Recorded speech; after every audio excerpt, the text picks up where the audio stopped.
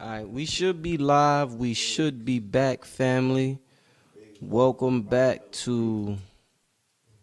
Y'all should be seeing my screen right now.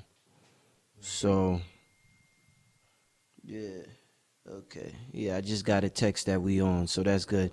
Yeah, y'all should be showing the stream. This is behind the scenes with the stream. Just let me know the stream is good. We actually have a presentation for y'all right here. So they saying they can't hear me. I can hear you. You can hear me? Yeah. Oh yeah. So let me just make sure everything good to levels. All right, Red hear me, so I should be. I should be good. All right, so y'all ready for this presentation? How we gonna start this? Cause I seen some of these pictures, man. Just by looking at both of y'all Instagram, I'm like, yo, this gonna be a good one tonight. So y'all in for a midnight Monday treat. We gonna let Red Pill start it off. Red Pill, make sure you keep the mic up so they can hear you. Otherwise, your audio might drop out. But we getting ready to start, family. Thanks for everybody who returned back. Thanks for listening the first time. And we're gonna give y'all this presentation. This is a preview of a lecture that Thursday night. Blue Pill's having a webinar Thursday night, and this is a preview of it. We're gonna talk about that a little later. But with no further ado, let me pass it to Red Pill. All right, family. Peace. Thank you for showing up. All right.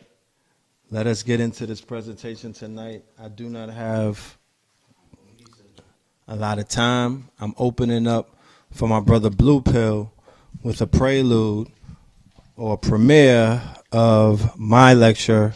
Then I'm going to let my brother do his thing. So this here is the Fear of a Black and More Messiah 3. All right. This is a part of a series that we started on Columbus Day called Fear of a Black and More Messiah. Okay, the website is fearofablackandmoremessiah.com. We have both series available for purchase. These series are classics. The narrative that you find society, or in the world for that matter, are discussed in detail on both of these series and on this third one as well. All right. This is the Fear of a Black and More Messiah that I did in Be More. Shout out to the family in Be More. These are the covers. All right. This is the one that we're doing on January 29th in Norfolk, Virginia. Last year, this time, we were in Norfolk doing the Facts Initiative with the family. Shout out to Norfolk. We'll be back on the 29th at the event hall on 310 Sewell's South Point Road in Norfolk, Virginia, 23513. Thank you.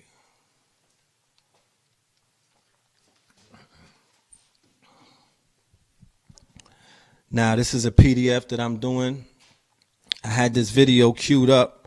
I wanted you to hear the words of Dr. Martin Luther King verbatim. What I'm going to entrust the family to do is to go into YouTube and to put the other America, or put it into Google. Make sure that you hear this speech. I'm not going to be able to play it right now. But in this speech, Dr. Martin Luther King was speaking verbatim to the conditions that we as a people, as a nation, are under today. He spoke about the way that the conditions of black people deteriorated after the 30s and began to spiral downward, and how his people in the 60s were worse off than they were 30 years ago. He spoke of the fact that there were two Americas, one America where people were living a safe, lily white, opportunities galore, yellow brick road kind of reality. And on another America, you had people living in poverty, people living without health care, people in a draft, people in illegal wars, people that were without employment. All kind of things that echoed in its prophetic words to the reality that we find ourselves in today. So when we say messianic and black messiah, we're going to define it tonight. We'll run through the definition of it. But this man right here, Dr. Martin Luther King, definitely fits the mold. Okay? And so appropriate on his birthday, we're going to get into COINTELPRO. We're going to get into the fear of a black or more messiah. And we're going to talk about some of the things that have taken place then that are taking place now. All right. So this is from the feds. The U.S. Federal Bureau of Investigation began monitoring Martin Luther King. No, that was loud. In December 1955, during his involvement with the Montgomery bus boycott, and engaged in covert operations against them throughout the 60s.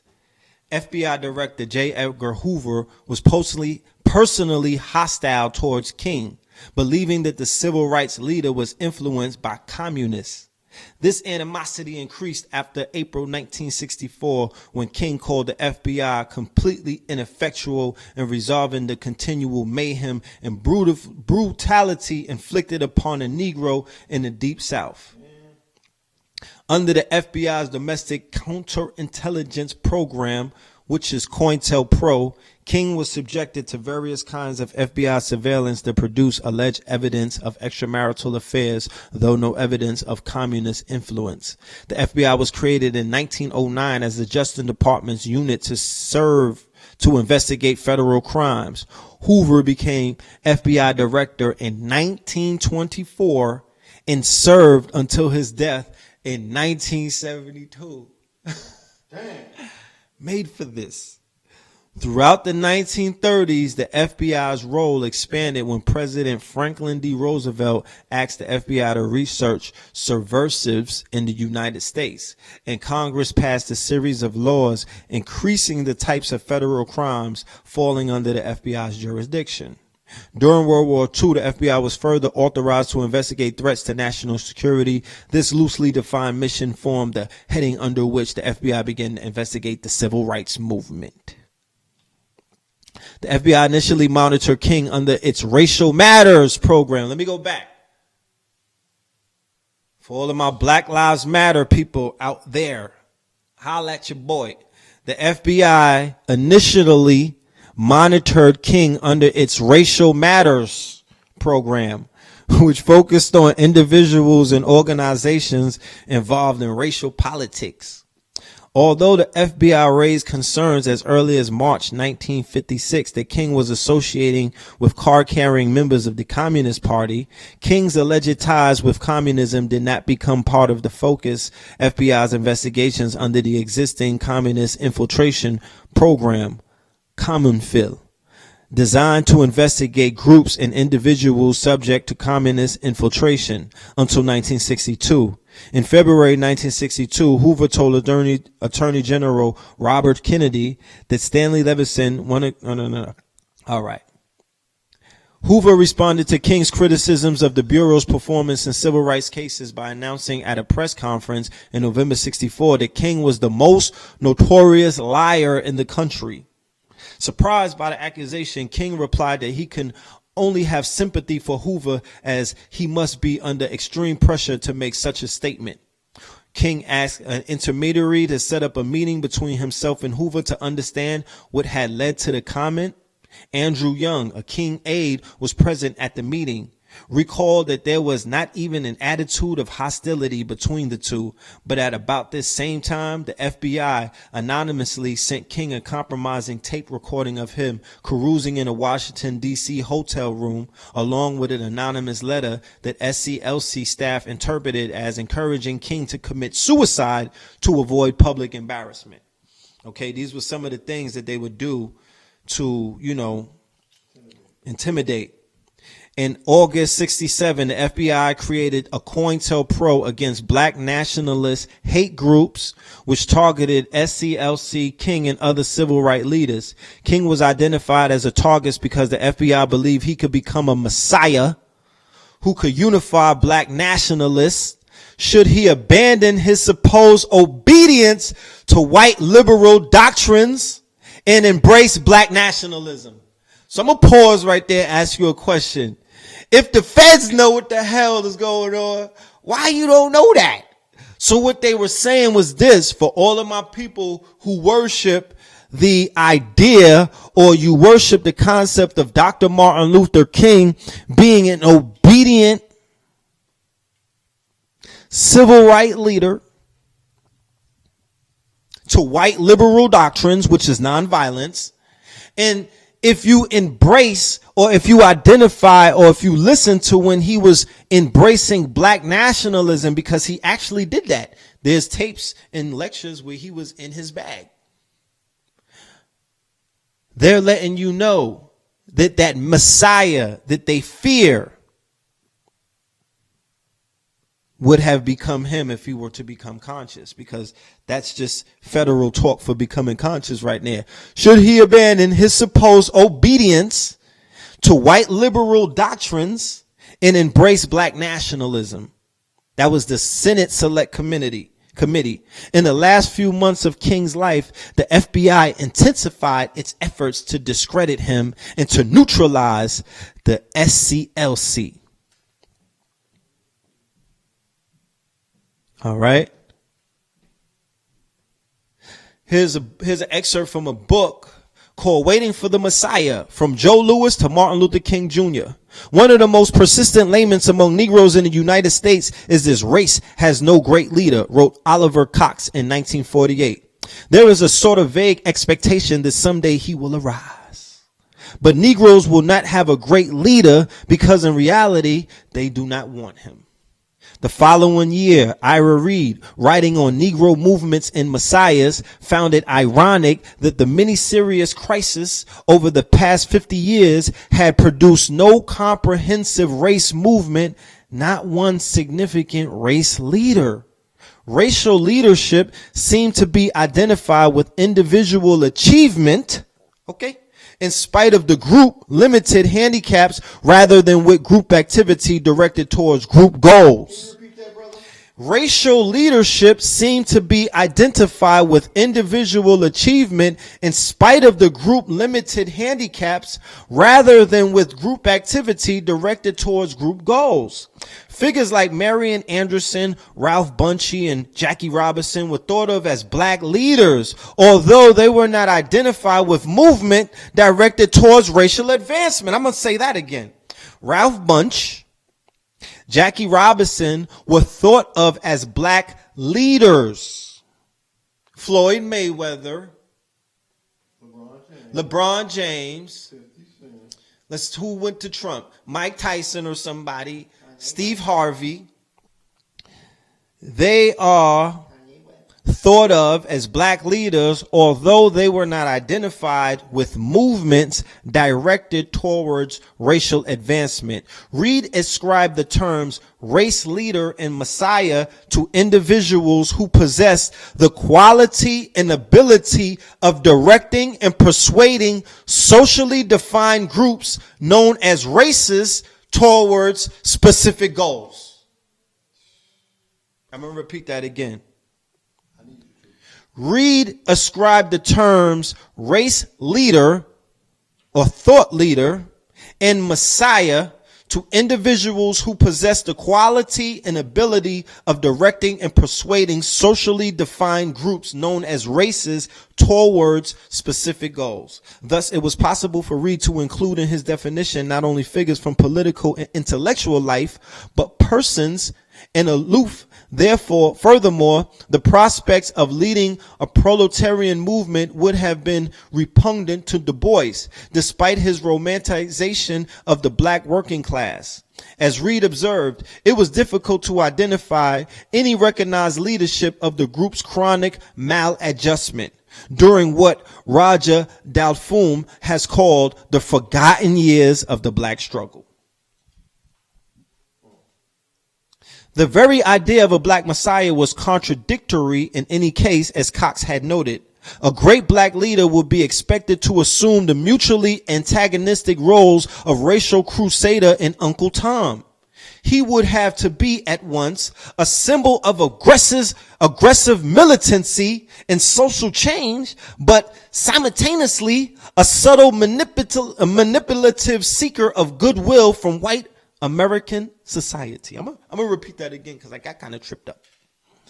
He would have to be at once a symbol of aggressive militancy and social change, but simultaneously a subtle manipulative seeker of goodwill from white people.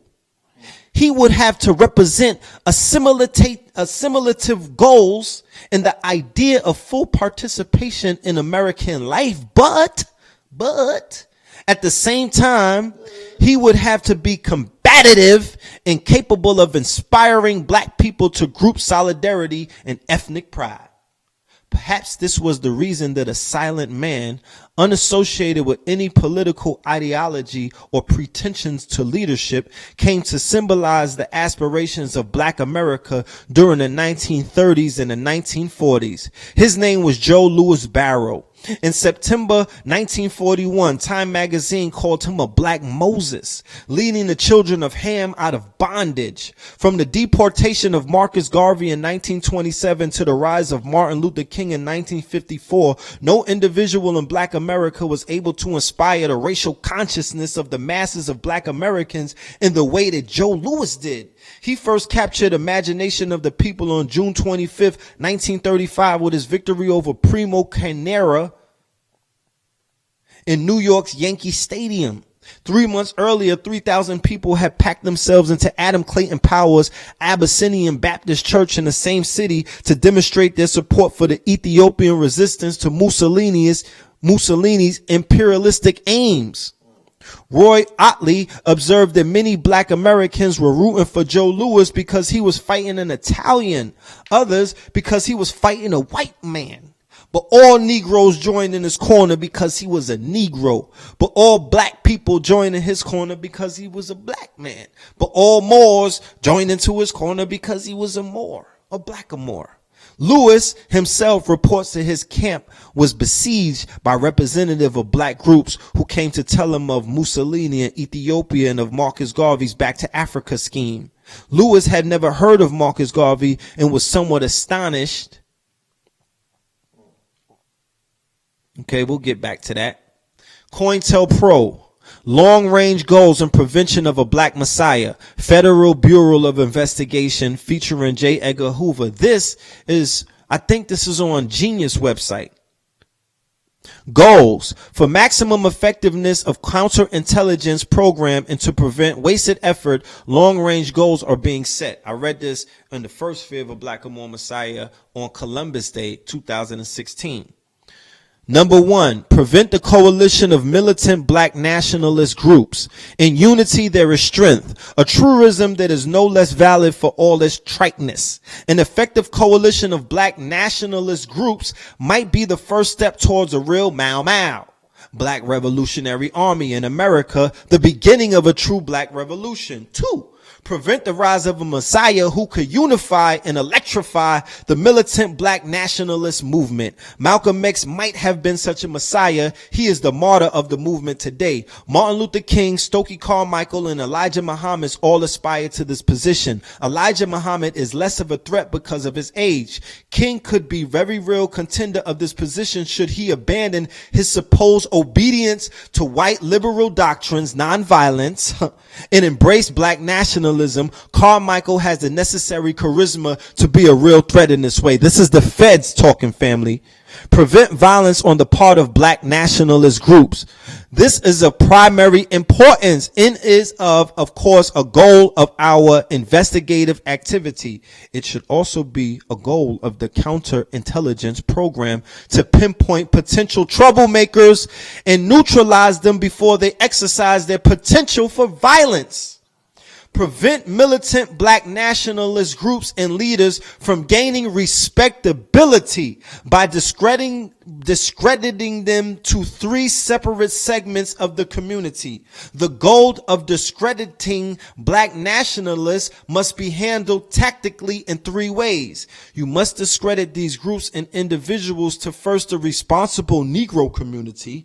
Second, they must be discredited to the white community, both the responsible community and to the liberals who have vestiges of sympathy for militant black nationalists simply because they niggas.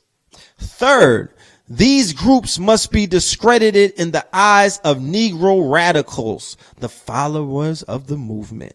The last area requires entirely different tactics from the first two. Publicity about violent tendencies and racial statements merely enhances black nationalists to the last group. It adds respectability in a different way. 5. A final goal should be to prevent the long-range growth of militant black organizations, especially among the youth. Specific tactics to prevent these groups from converting young people must be developed. Targets. Primary targets of the counterintelligence program. Black nationalist hate groups should be the most violent and radical groups in their leaders. We should emphasize those leaders and organizations that are nationwide in scope and are most capable of disrupting this country. These targets members and followers of the hate. Preventing the rise of the Messiah. This article is from The Guardian. 40 years ago today, a bullet severed the spine of a man whom many the world over thought of as a prince. A prince. We have all seen the picture of the hotel balcony where the prince stood and fell, surrounded by his entourage, all pointing, presumably, in the direction from which the bullet came. One man was not standing, not pointing, but kneeling by Martin Luther King's body, presumably checking to see if or that he was dead. That man, Merrill McCullough, was an undercover police officer who had infiltrated King's Circle. According to the Time magazine, he worked for the Central Intelligence Agency at least as far back as 1974. What interest could an intelligence agency have in a man who plainly believed only in peace?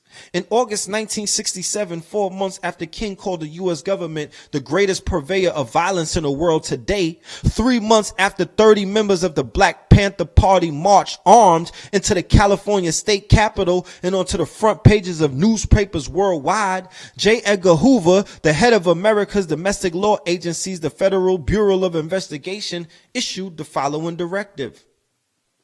The purpose of this new counterintelligence endeavor is to expose, disrupt, misdirect, discredit, or otherwise neutralize the activities of black nationalist hate-type organizations and groupings, their leadership, spokesmen, membership, and supporters, and might I add, subscribers. By hate-type organizations, Hoover explained that he meant such groups as the Student Nonviolent Coordinating Committee, King Southern Christian Leadership's Conference, the Congress for Racial Equality, and the Nation of Islam. Rest in peace to Roy Innis. Okay? Yes. I saw it in the news this week. It didn't even pick up any steam. That's part of the family's legacy. The group Malcolm X belonged to until shortly before his 1965 murder. They're talking about the Nation of Islam. In February 1968, there was a massive demonstration in support of the then in prison leader of the Black Panthers, and Stokely Carmichael and A. Ratch Brown merged SNCC with the Panthers. Hoover issued another directive: prevent the rise of a Messiah who would unify and electrify the militant black nationalist movement. Malcolm X might have been such a Messiah. Martin Luther King, Stokely Carmichael, and the Nation of Islam leader Elijah Muhammad all aspire to this position. All right.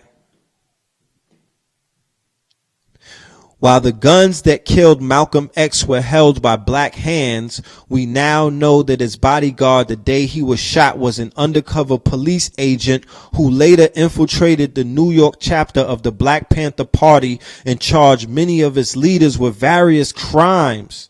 The Panther 21 were acquitted of all terrorism charges, but during their 2-year incarceration, the chapter fell apart. That's Afeni. That's Tupac Amaru Shakur. Okay.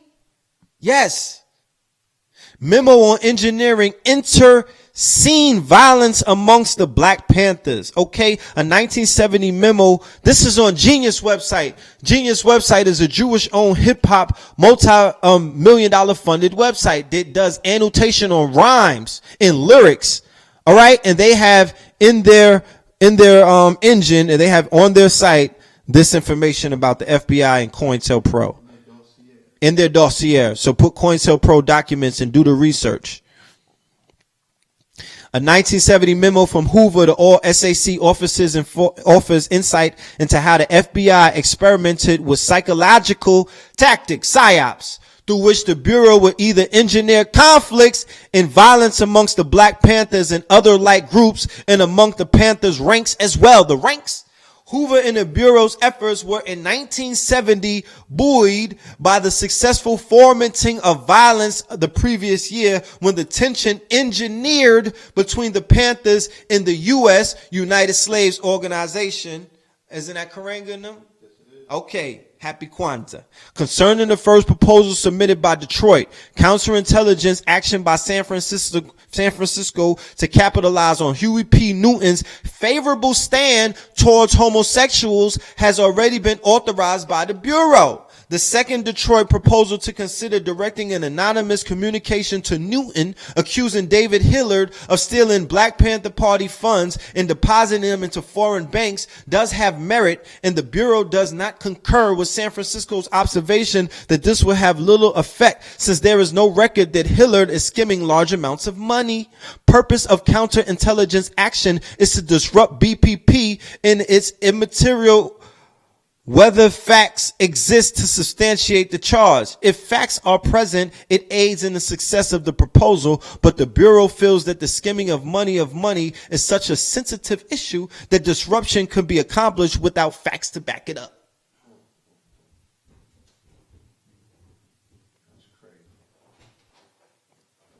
Definition of Messiah: the expected king and deliverer of the Jews, a professed or accepted leader for some hope or cause, security, which the political messiahs promise. A professed or accepted leader for some hope of some hope of cause, like some shit. Messiahship, noun. Okay? Messianic. Messianic is of or relating to a Messiah, marked by idealism and an aggressive crusading spirit, okay, on a messianic mission. Then Messiah, from the Wikipedia, the concepts of the Moskaya, the messianism, and of a messianic age originated in Judaism, and in the Hebrew Bible. A Messiah is a king or high priest traditionally anointed with holy anointing oil. However, messiahs were not exclusively Jewish, as the Hebrew Bible refers to Cyrus the Great, king of Persia, as a messiah for his decree to rebuild the Jerusalem temple. The Messiah. In Abrahamic religions, the Messiah is a savior or liberator of a group of people, more specifically the Jewish people. In Judaism, the Jewish Messiah, the anointed one, often referred to as the King Messiah, to be a human leader, physically descended from the paternal Davidic line through King David and King Solomon. He is thought to accomplish predetermined things in only one future arrival, including the unification of the tribes of Israel, the gathering of all the Jews into Eretz Israel, the rebuilding of the temple in Jerusalem, the ushering in of the messianic age of global universal peace, and the annunciation of the world to come. Messiah. Messianic, relating to the Messiah, inspired by hope or belief in the Messiah, fervent or passionate. Then you have the messianic age, a future time of universal peace and brotherhood on the earth without crime, war, or poverty. So when you go into these religions of today, when you go into what is known as the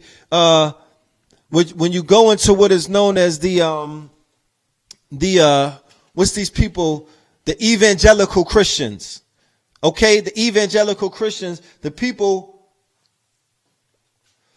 who are the lifeblood of the Trump administration, the people who are the foundation of the ruling parties or the ruling power that is coming into seat right now as we speak. Okay, then we also have the Jewish or the Ashkenazi or the Khazars, the people who are like a Jew.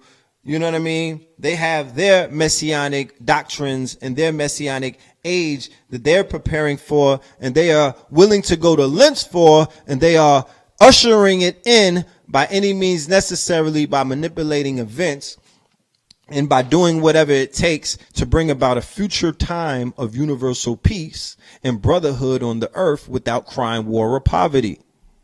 The messianic age is a theological term referring to a future time of universal peace and brotherhood on the earth without crime, war, and poverty. Many Abrahamic religions believe that there will be such an age. Some refer to it as the consummate kingdom of God, paradise, peaceable kingdom, or the world to come. So when Martin Luther King talked about a messianic time, a time of peace on the earth, was he not being the Messiah?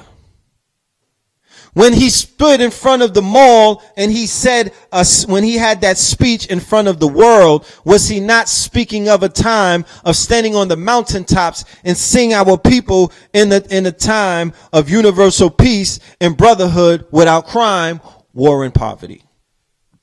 Yes, he was, brother. So,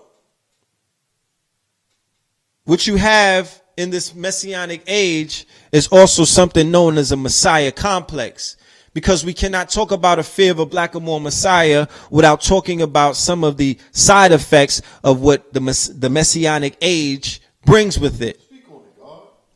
Messiah complex, when an individual holds a belief that he or she is destined to become a savior. A Messiah complex, known as Christ complex or Savior complex, is a state of mind in which the individual holds a belief that he or she or is destined to become a savior.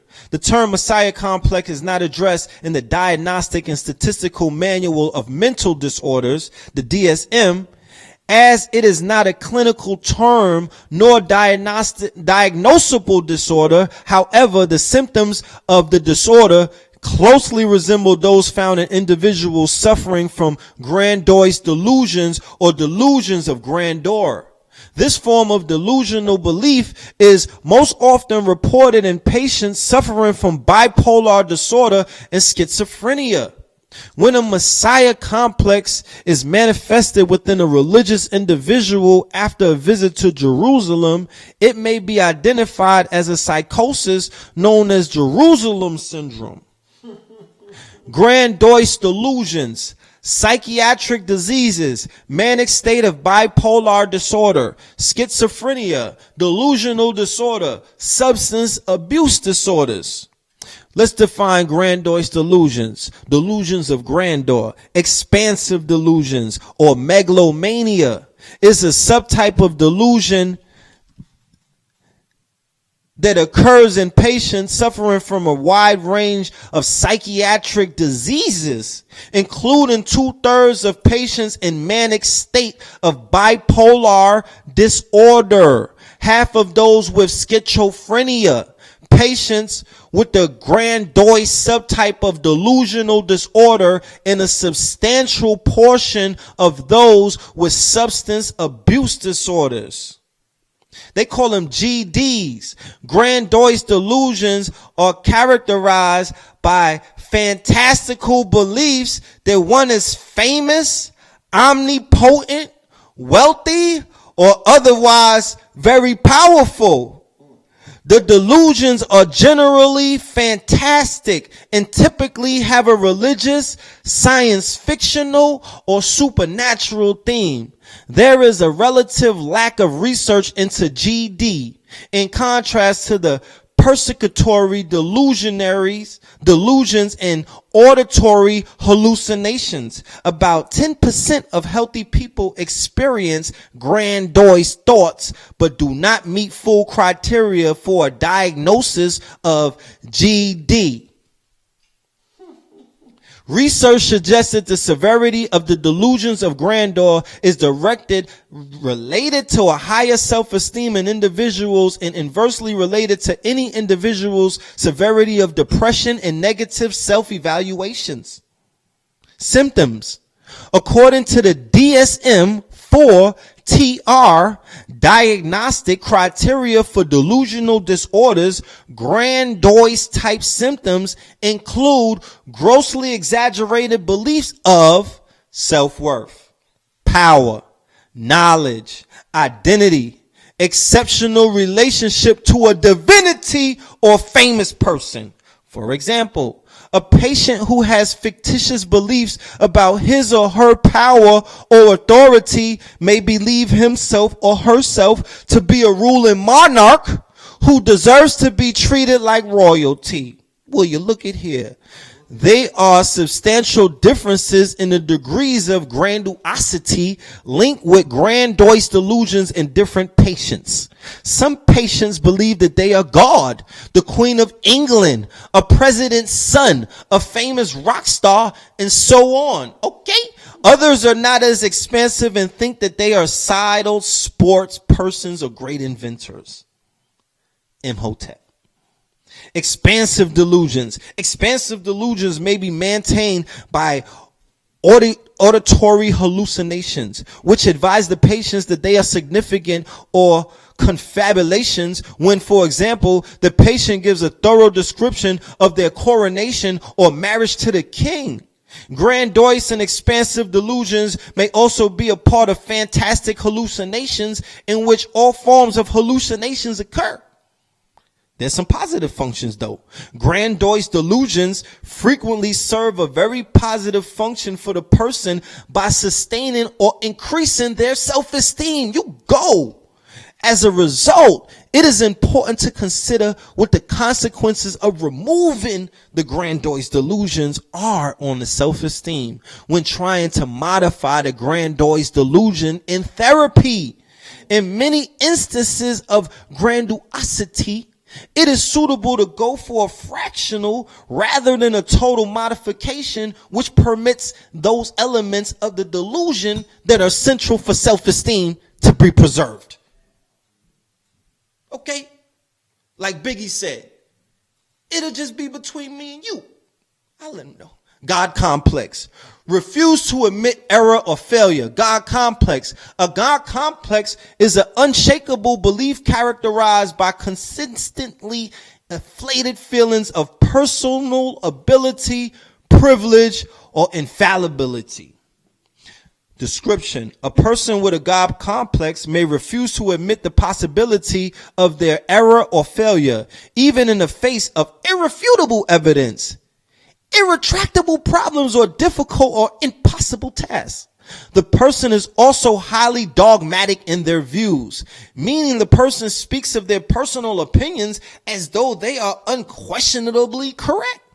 Someone with a God complex may exhibit no regard from the conventions and demands of society and may request special consideration or privileges. God complex is not a clinical term or diagnosable disorder and does not appear in a diagnostic and statistical manual of mental disorders, which is the DSM. The first person to use the term God complex was Ernest Jones. His description, at least in the content page of Essays in Applied Psychoanalysis, describes the God complex as a belief that one is God. Narcissism. the pursuit of gratification from vanity or egotistic admiration of one's own attributes.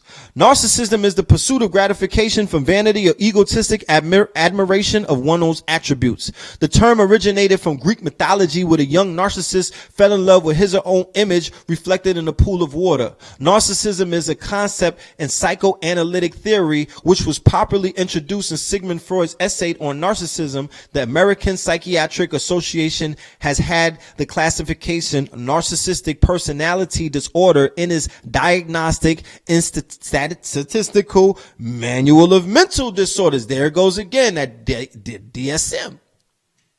Narcissism is also considered a social or cultural problem. It is a factor in trait theory used in various self-report inventories of personality, such as the Million Clinical Multi-Axial Inventory. It is one of the three dark triadic personality traits, the others being psychopathy and Machiavellianism, except in a sense of primary narcissism or healthy self-love. Narcissism is usually considered a problem in a person or group's relationships with self and others. Narcissism is not the same as egocentrism. Memo on engineering the interscene violence amongst the Black Panthers. All right, I can't go through all of this. These are the documents. Go to Genius and read the documents. All right, the Hoover memo for the Black Panthers. All right. I'm about to wrap this up in a minute. I'm reading all of this, family, in case you're just getting on, because we're talking about Dr. Martin Luther King. There's no better time to talk about the war against the Black Messiah, about Dr. Martin Luther King, but today. Now let's begin to ask ourselves. I just read this description of these traits that we see, right? Now, I'm here with Brother Rich. When Dr. Martin Luther King died, we begin to see in our society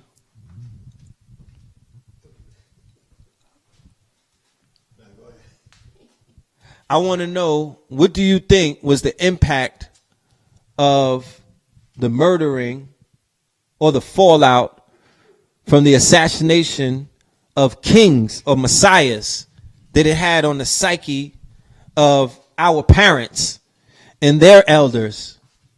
And how did they begin to express themselves, and what did fear do to them? I want to know, what was the reaction in their consciousness, even in their depiction of consciousness, even their depiction of the higher, you know what I'm saying, consciousness and things of that nature. What was the fallout from witnessing Dr. Martin Luther King shot down on that balcony, and then seeing Malcolm X gunned down in front of his 4 daughters on that stage? I think that is tangible to what we're about to talk about in regards to what it did to the psyche of our people when they saw those towers fall down.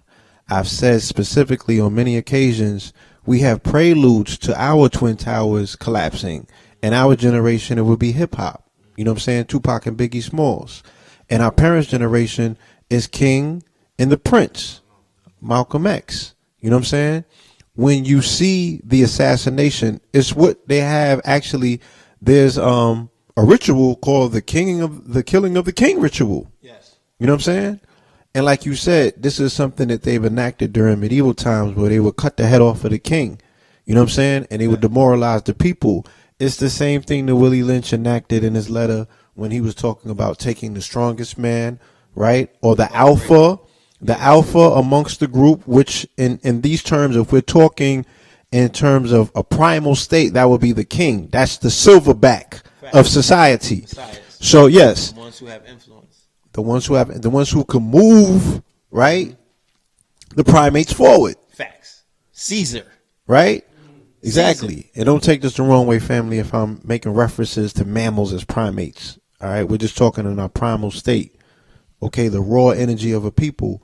Once that is exterminated, all right, then you defeat the people.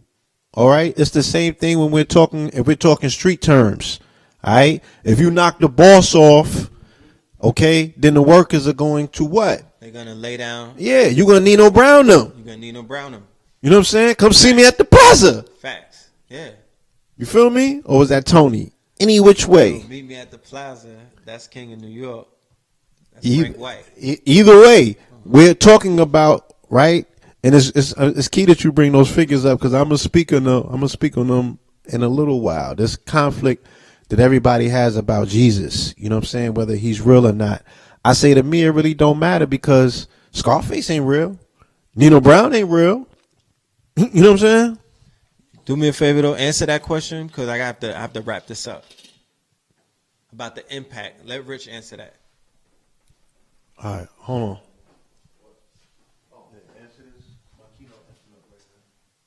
Yes, Blue gets his keynote together. Yeah. Nah, because I'm going to have to log in. I'm going to have to do all types of... Yeah, I'm going to have to log out of my computer, then all types of... But yeah, in terms of that impact, Brother Red Pill, that generation, I mean, it transcends that generation. It's in my blood right now as we speak. It's in my blood right now as we speak to a certain extent. I know everybody's parents took it differently. Some parents, after seeing that, after being a part of that, they didn't want nothing to do with that no more. That shit was dangerous. They tired of fighting. You know, integration sounds good. It looks good. They got some benefits to go along with it. Yeah. So they like, you know, fuck all that black power shit, you know. They gave us credit cards. They gave them credit cards. All of that. But, yeah, man. So shit, man. I can see that how that affected not only that generation but my generation as well. And the sad part is that my generation will pass it down to the next generation and next, you know. So eventually, it's just going to take that dude that don't listen to his elders. It's sad to say. It takes a dude that, in a sense, it sounds fucked up, but effed up. But there's some dudes that just don't listen to their elders, and they just be on I do what I want. And that's the only way sometimes to break the this brainwashing. But yeah. Go right to it so I can get into this. Indeed, there was a systemic response, like I said, to the awakening of the messianic force in the people when their Messiah got killed, to crush and cull any uprising. All right, and like I said, it's so important that we speak on what we're speaking on, in particular because it was done through the president. All right, so at the time of King's assassination, LBJ was still there. LBJ had initially started, you know, they was in Vietnam, and he was talking about pulling the plug or de-escalating it. All right. Nixon came in, right? Tricky Nicky or whatever they call him. You feel me? Nixon was the one who, the evil genius that he was, he's the one who understood how to systemically, okay, through saving, I think they started giving out loans with no return necessary and shit like that. Small business loans in the hood. So green power over black power. Yeah, Nixon was the one that systemically did it. And he escalated Vietnam. He became a madman. You know what I'm saying?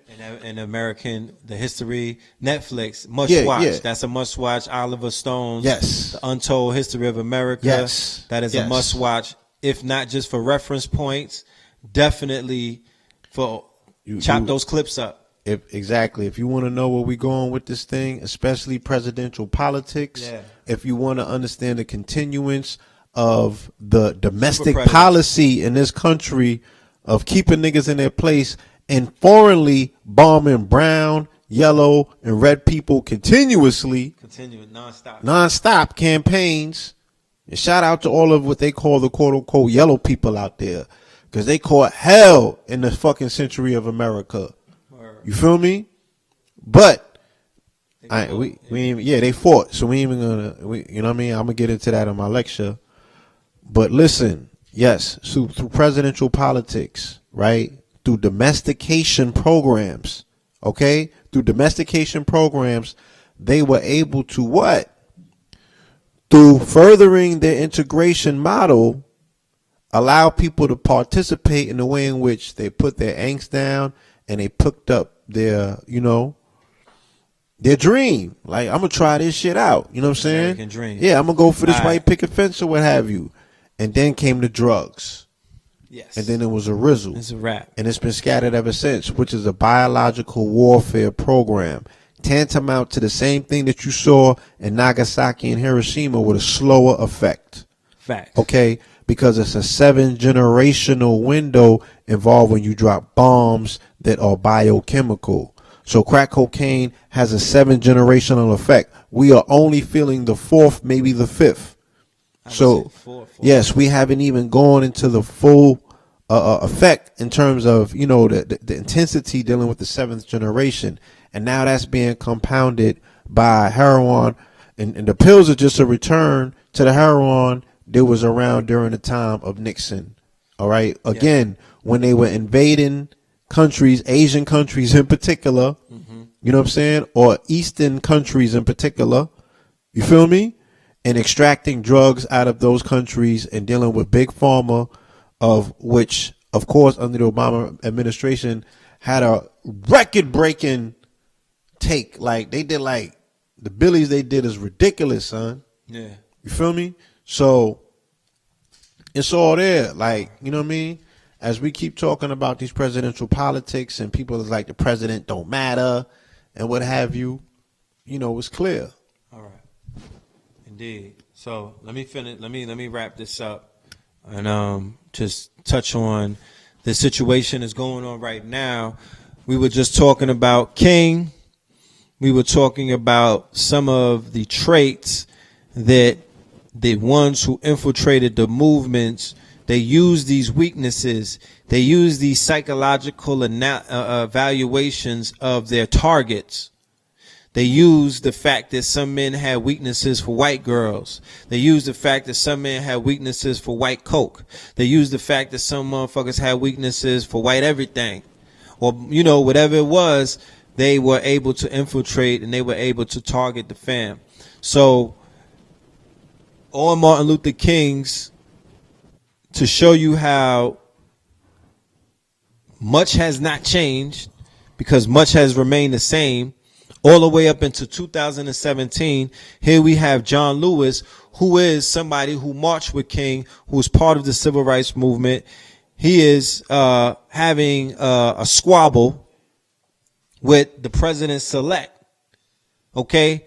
Because he said on film that he doesn't recognize him as a legitimate president, and that he feels that the Russians have, based on the evidence that he's been presented with, he feels that there's a legitimate claim that they were responsible for hacking the election process and putting this president into office along with other forces that were in, the Europe. I would say some of the businesses that we were breaking down.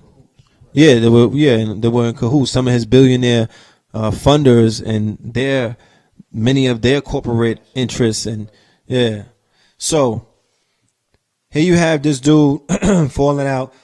26 members of Congress will boycott Donald Trump's inauguration on Friday amid escalating outrage over alleged connections between the president-elect's teams in Russia and disparaging remarks about civil rights veteran John Lewis. As the U.S. marked its national holiday honoring Martin Luther King Jr. on Monday, the number of Democrats pledging to shun Friday's ceremony and celebration rose. Their extraordinary step was praised by progressive leaders. But then, I don't think we ever had a president so publicly condescending to what black politics means, said Mark Anthony Neal, an African and African American study professor at Duke. Mr. McNeil added that while other presidents like Ronald Reagan and Bill Clinton may have imposed policies that hurt black communities, they were more sensitive to issues of race. Mr. Trump, through Twitter, is giving the world access in real time to his unvarnished thoughts, which Mr. McNeil called raw, unsophisticated, ignorant, and uninformed. He doesn't care that people think the civil rights movement is important, Mr. Neal said. He doesn't feel the need to perform some sort of belief that it is important. Mr. Trump's talk is especially striking as it comes during the transition period when typically incoming presidents are focused on trying to bring the country together. Mr. Trump has also not made any public announcement of plans to commemorate Martin Luther King's birthday. Inauguration boycott grows as Donald Trump meets Martin Luther King III.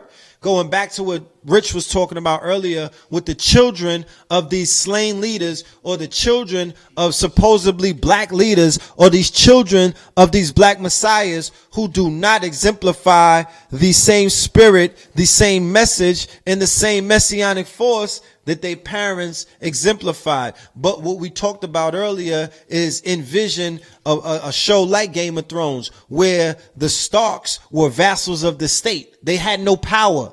They only had power. They were emperors with no clothes. They dressed them up and gave them positions just to keep the restless people somewhat respectful. Because if they're gonna make your father a national hero, of course they're gonna give you a position in Congress.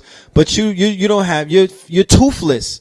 You're a toothless tiger. So here he goes on to his father's birthday, with Trump not even acknowledging his father's birthday, not utilizing his Twitter stage, the world stage, or any other podium that this dude has control of multiple talking points now. He didn't even decide to say, yo, just for the purpose of race relations on some Obama shit. Remember when Obama was coming in, he was choosing certain days in a slick way and lining things up. He didn't even do that. But this guy, I'm going to refrain from, going totally in on Martin Luther King III. This isn't the one that did a bid. Huh? Oh, this is not the one, gang. Okay. So this is the other one. All right. Yes. He went to Trump Tower to meet with Donald Trump. Donald Trump didn't even give a statement after the meeting. He didn't even walk him all the way down. He hit him with he's a good guy. And we shared earlier that there was a 1964 speech, bullet of the ballot, where Malcolm X said the white racists, when they win the race, one of the things that they always do is invite the black leaders for a cup of coffee, and then they say he's a good guy. The same thing that they're saying verbatim with this dude right here. All right. So like I said, prior to these things taking place, you're going to see our people begin to conform to the powers that be. And the powers that be is this Trump presidency. I'm sure that there's people in the chat room that are pro-Trump right now who probably he wasn't there a few weeks ago. But your ass conformed. You got on the cool train. They were giving out tickets for you niggas, and you hopped on, and you're on that train right now. You're on the bullet train to Coonville. Okay, and you're loving it. But we said that this is what's going to happen. Steve Harvey, Kanye West, Jim Brown, Ray Lewis, the one who was cooning against my guy already. He was already cooning against Colin Kaepernick. We got to identify coonism. I just identified other qualities and psychological traits. This coon shit is important. Okay? These are traitors. All right? And what is in any culture, in any clan, in any constitution, there's a penalty for treason.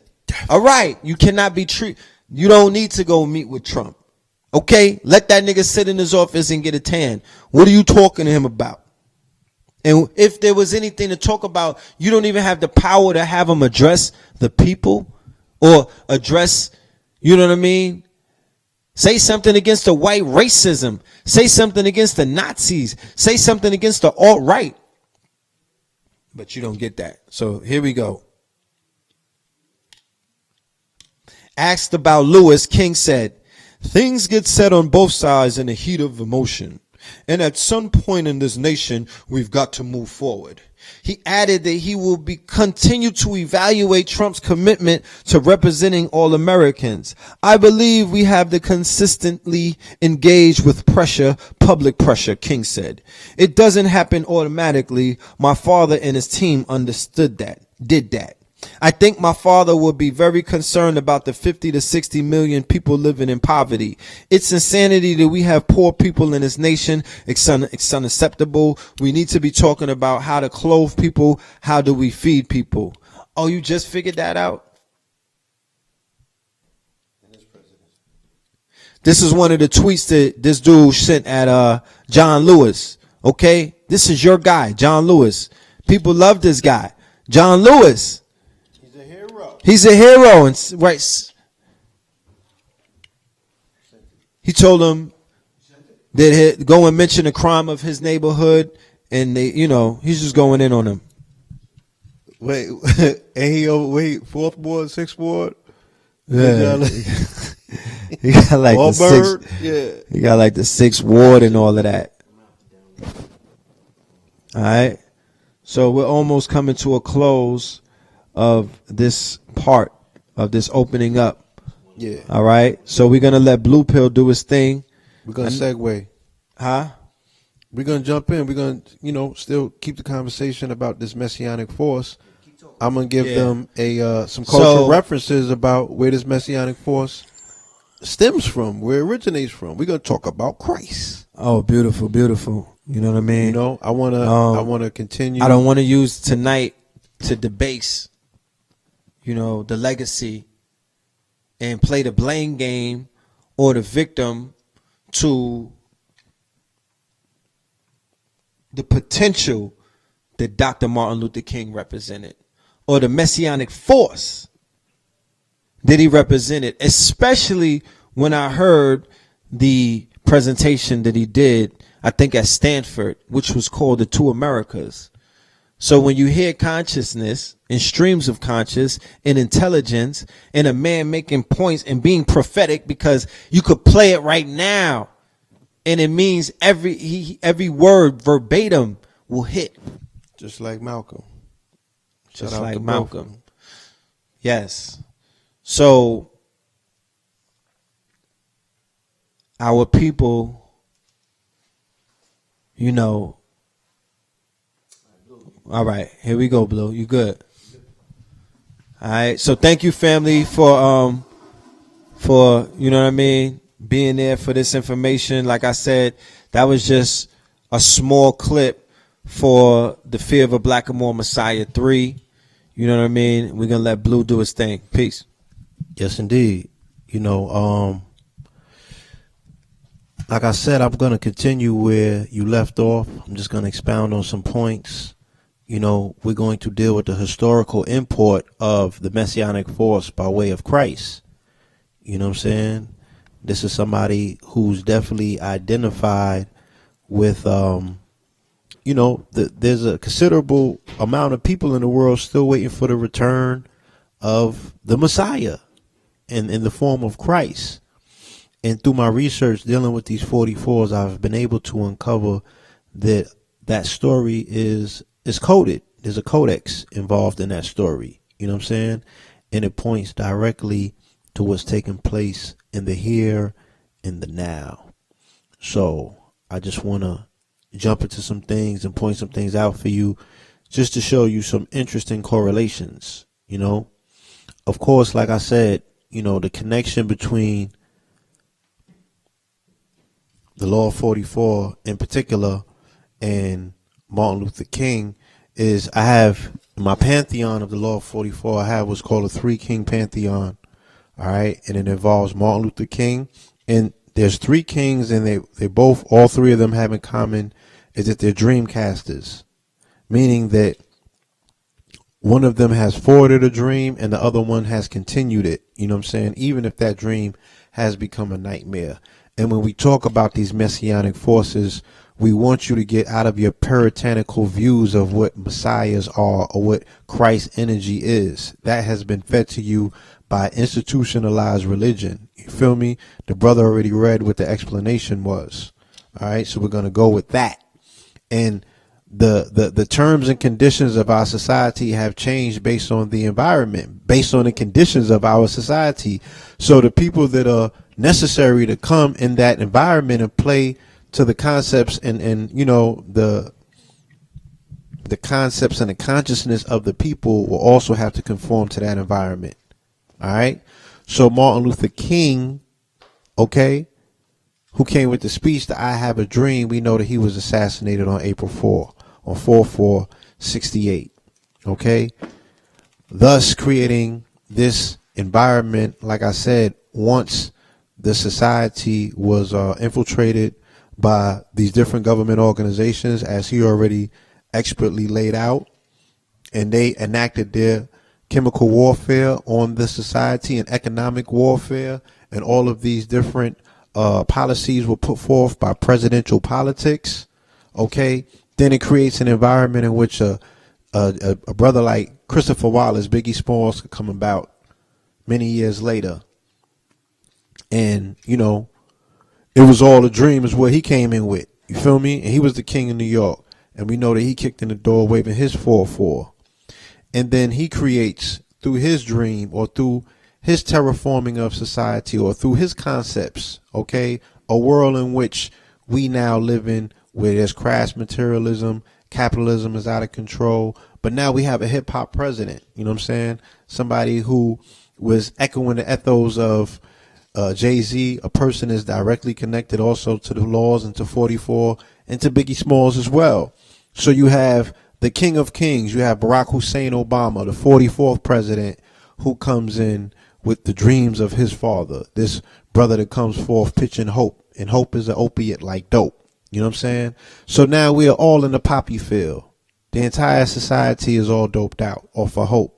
And now we're about to get this rude awakening by the incoming quote unquote 45th president, which will be the 44th man to serve, because Grover Cleveland served as the 22nd and the 24th president.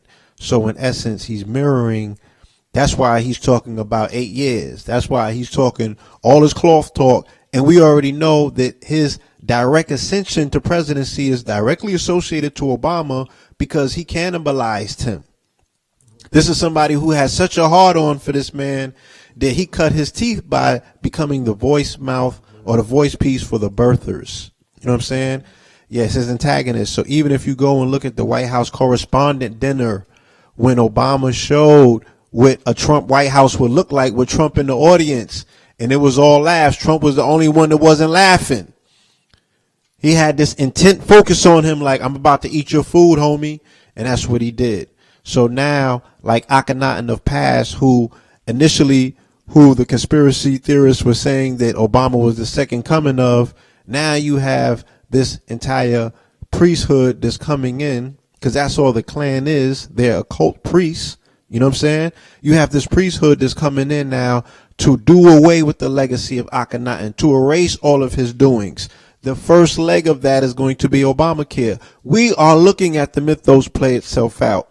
Okay, so at the time that Obama came in, what the evangelicals were saying is they were saying, look at the signs. Look at the signs. This man is the Antichrist. For some people, he's the Christ. He's their Messiah.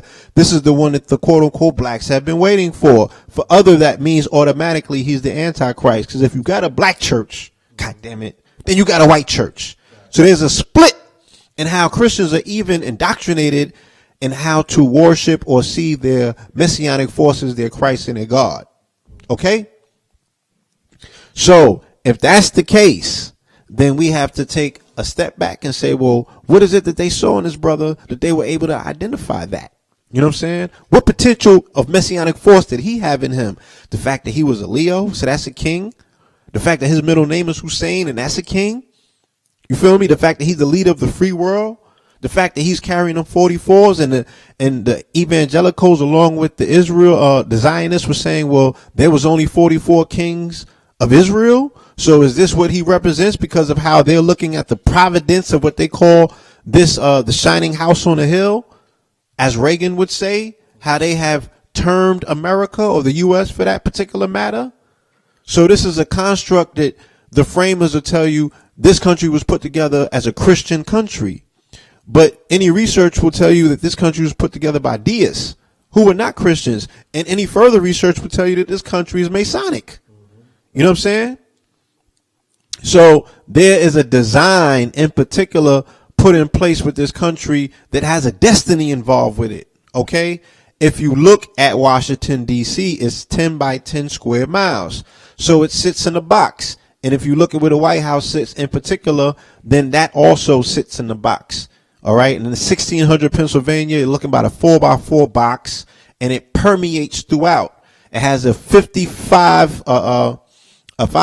foot obelisk standing in front of it as an antenna to project that energy outward.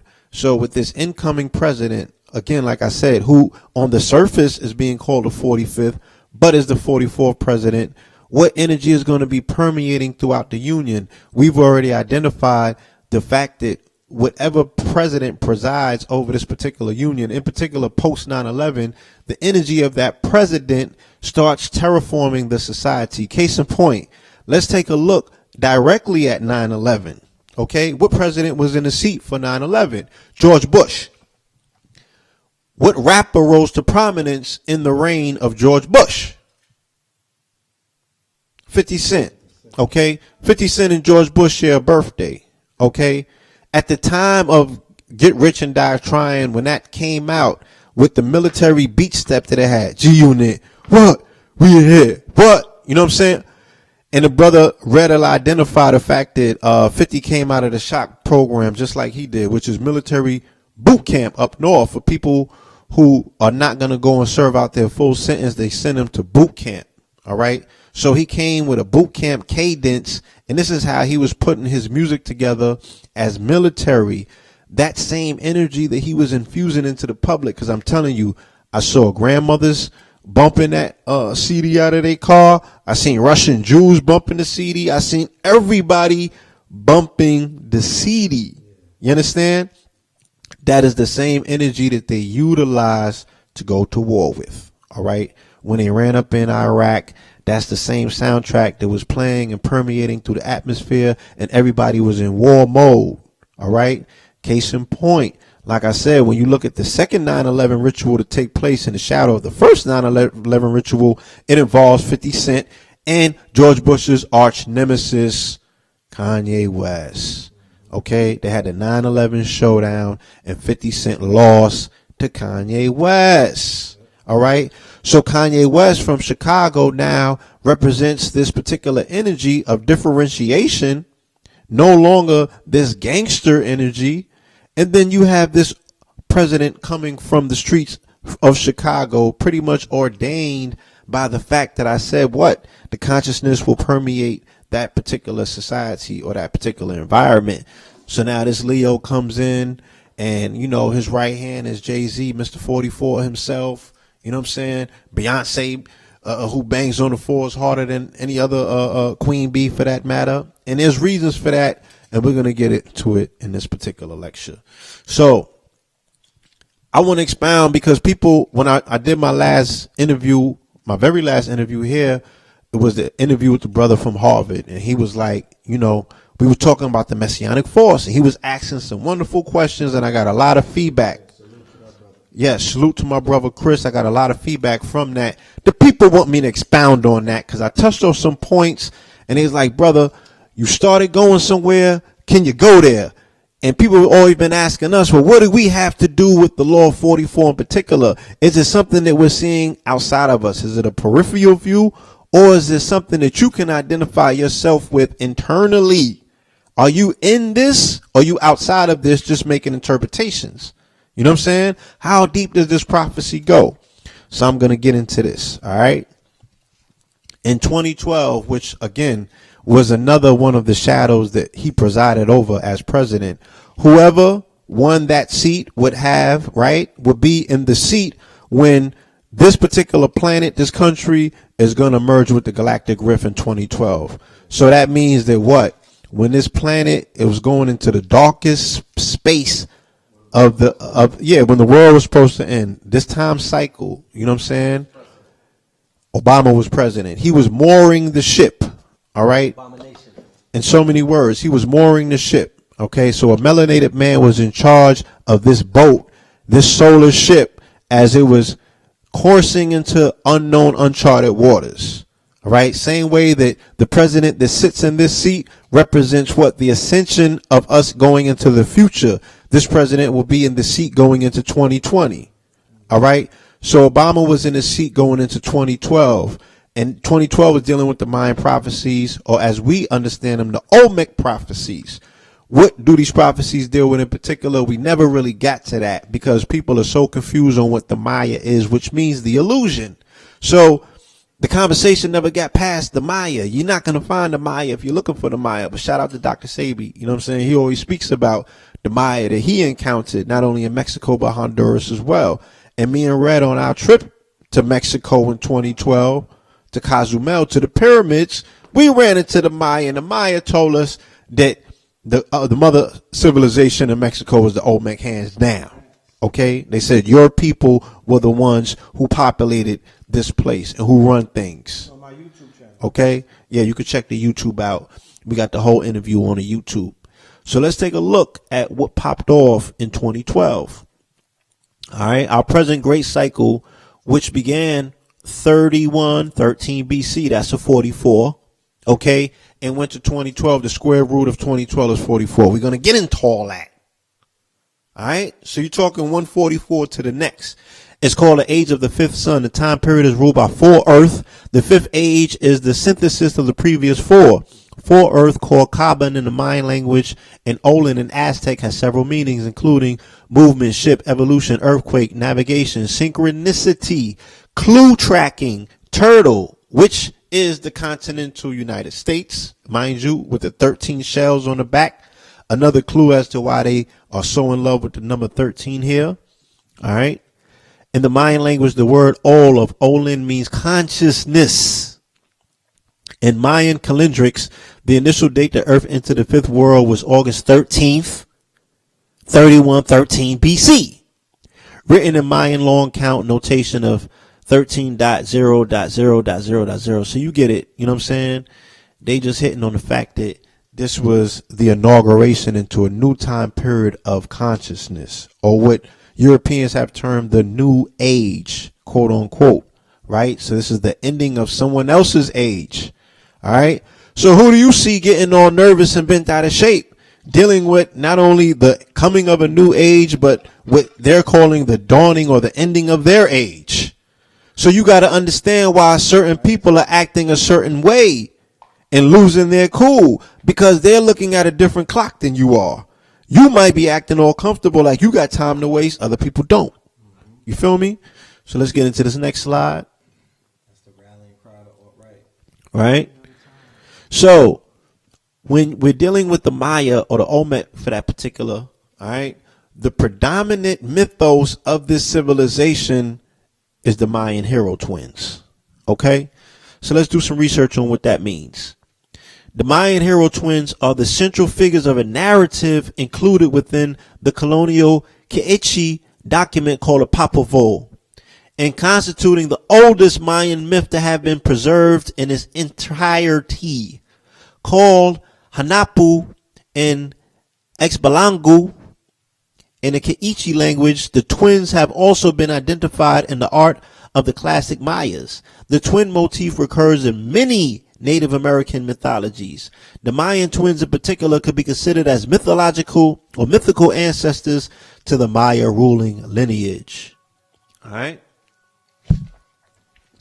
The death and the ascension of the Hanapu and the Abanku, with Ababa defeated and the arrogant gods disposed of, Hanapu and Abalanku had one final act to accomplish.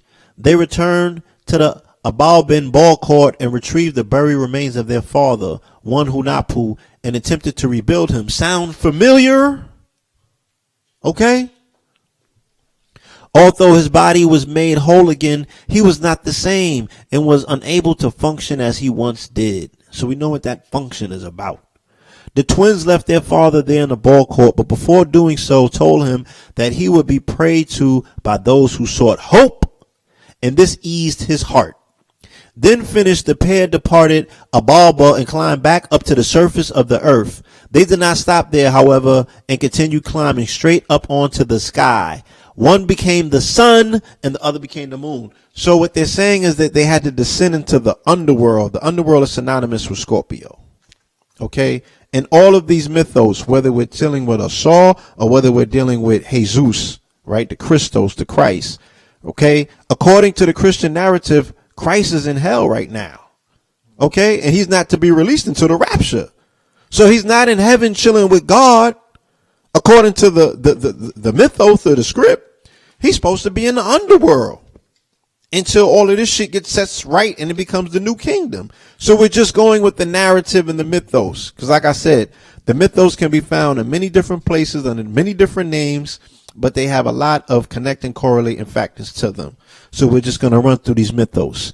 Mississippian hero twins emerging from a crack in the back of a raccoon-faced horned serpent. Redrawn from an engraved wall shell from artist Herb Rowe. All right. Hero twins and other Native American cultures. All right. And let us also, our surname, our last name is Moorland. Moor means land. Okay. And many of my Moor shout out family, you already know that we're in a Mexim. So when they talk about Native American, put it in its proper perspective. We're talking about indigenous cultures. We're talking about autonomous indigenous cultures. All right, Turtle Island, of which we know the Washington, Louisiana, is one of the oldest civilizations here on this landmass. So get the Tonto images out of your mind. That's not what they're hitting upon here. Okay? Look at the dreads that them brothers got. You feel me? Look at the glyphs on the walls. All right, look at the hue. That's not Tonto in them. Many Native American cultures in the United States have traditions of two male hero twins. For instance, in the creation myth of the Navajo called the Daini Bahani, the hero twins, monster slayer, and born for water, sons of changing woman, acquire lightning bolts arrows from their father the sun in order to rid the world of monsters that prey upon the people.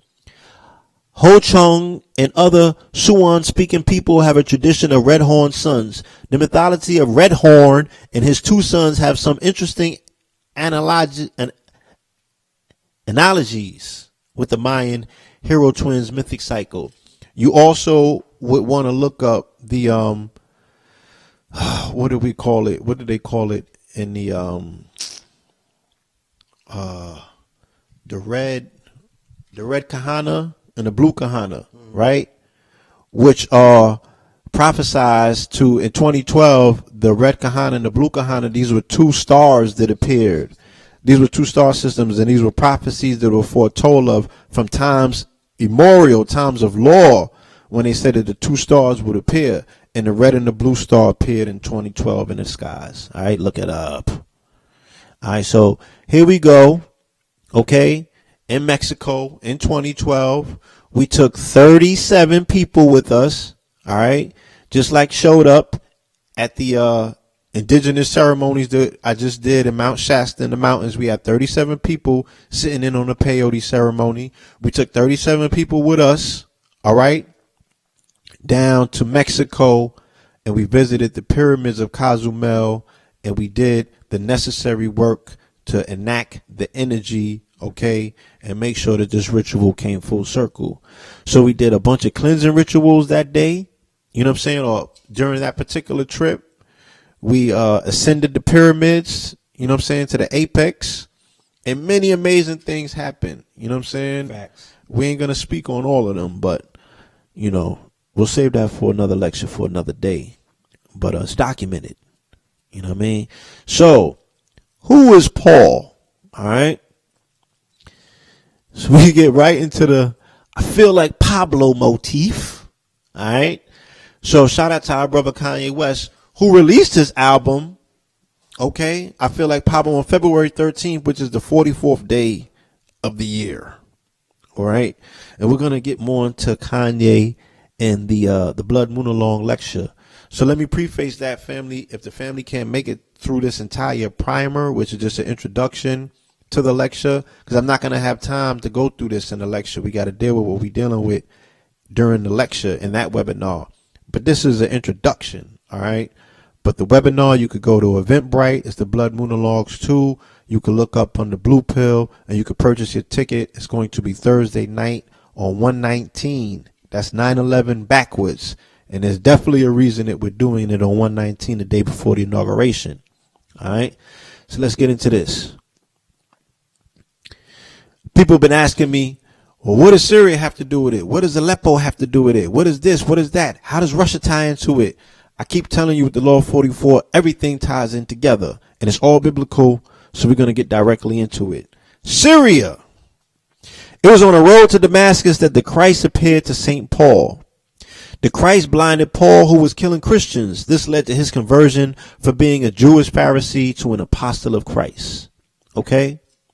So let's look at what the word Paul means. Okay? What sound, vibration in your birth name are for influencing your present sphere of activities? And this chart was prepared by a sister named Dorothy Muhammad. Shout out to her. She's a sister from the nation who has a very peculiar gift that is not pretty much, I don't want to say favored by her nation, but it wasn't being catered to. So she came over to Know the Ledge and we did several shows with her. You know what I'm saying? This doesn't fit into their doctrine. You know what I'm saying? But you can go into Google and look up the shows that we've done with Dorothy Muhammad. She's a nameologist. She's able to take the vibrations in your name and tell you everything about yourself that you need to know, which allows us to stand on the premise that we have never changed our name and we never will. Because our understanding, especially if this conversation is taking place in the community about the black woman is God, God damn it, if you choose your parents and your name is the vibration that you come here with, it's the most powerful thing that you have, it's your signature, then how and why could your mother get that wrong? If that's God and if that's who you was resonating in the tummy with for 9 months, how can she get it wrong? Me in particular, I came here breech. My mother didn't know she was having twins. Okay? My mother's not a religious person. She don't go to church. She don't know nothing about that stuff. But she still gave us the handles that was so key to this mythology, and we're going to get into that. You understand? So I would never defy her intelligence. Look, in my name is Red Pill. In my brother's name is Red Pill. My name is Philip. PHI is Phi. Red. LLIP, flip around, pill. It's in my name. Okay? So we're going to get into my name as well, because my signatures are in my name. What sound vibrations in your birth name are influencing your present sphere of activities? Transformation. The name Paul is associated with transformation. Circumstances in your life will manifest qualities in you that will help you become aware of your inner nature versus outward appearances. In the early history of Paul, we behold two states of mind. First, the judgmental state of mind, which may be found in one who is intellectually educated and may inherit his religious bias or get it by association. Second, the spiritual state of mind, which is found in one who attains real spiritual understanding through illumination of the Christ mind. Paul experienced both of these states, and so did I. Okay? So we go into this movie that they threw out, you know what I'm saying, during the time that we was going through our conversion. It was an alien. This is when I was having my encounter with the mothership, and I guess people was laughing at me because I was trying to share my story to them, telling them, yo, everywhere I go, I'm seeing the mothership. Shout out to Ghetto Shaman. You know, the mothership was outside the crib the other night when we came out the studio. And I keep showing people over and over, but ye of little faith, like people talk the conscious shit, but they not ready for the supernatural. They not ready. And this is not that definition you just read about the Christ complex. You know what I'm saying?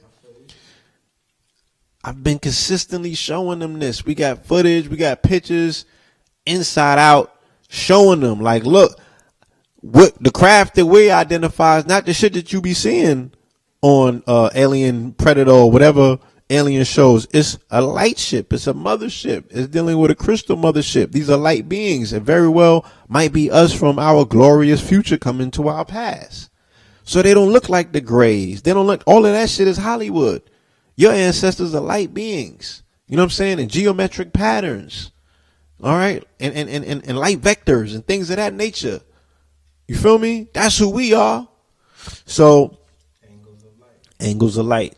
So right here in the running time, we can find our born day, 104 minutes and 110 minutes, an unreleased version. That's 11:14. And it came out on February 14th. If you scale our born day back 9 months from November 14th, you get February 14th. And that's the 44th day of the year. No, Is it?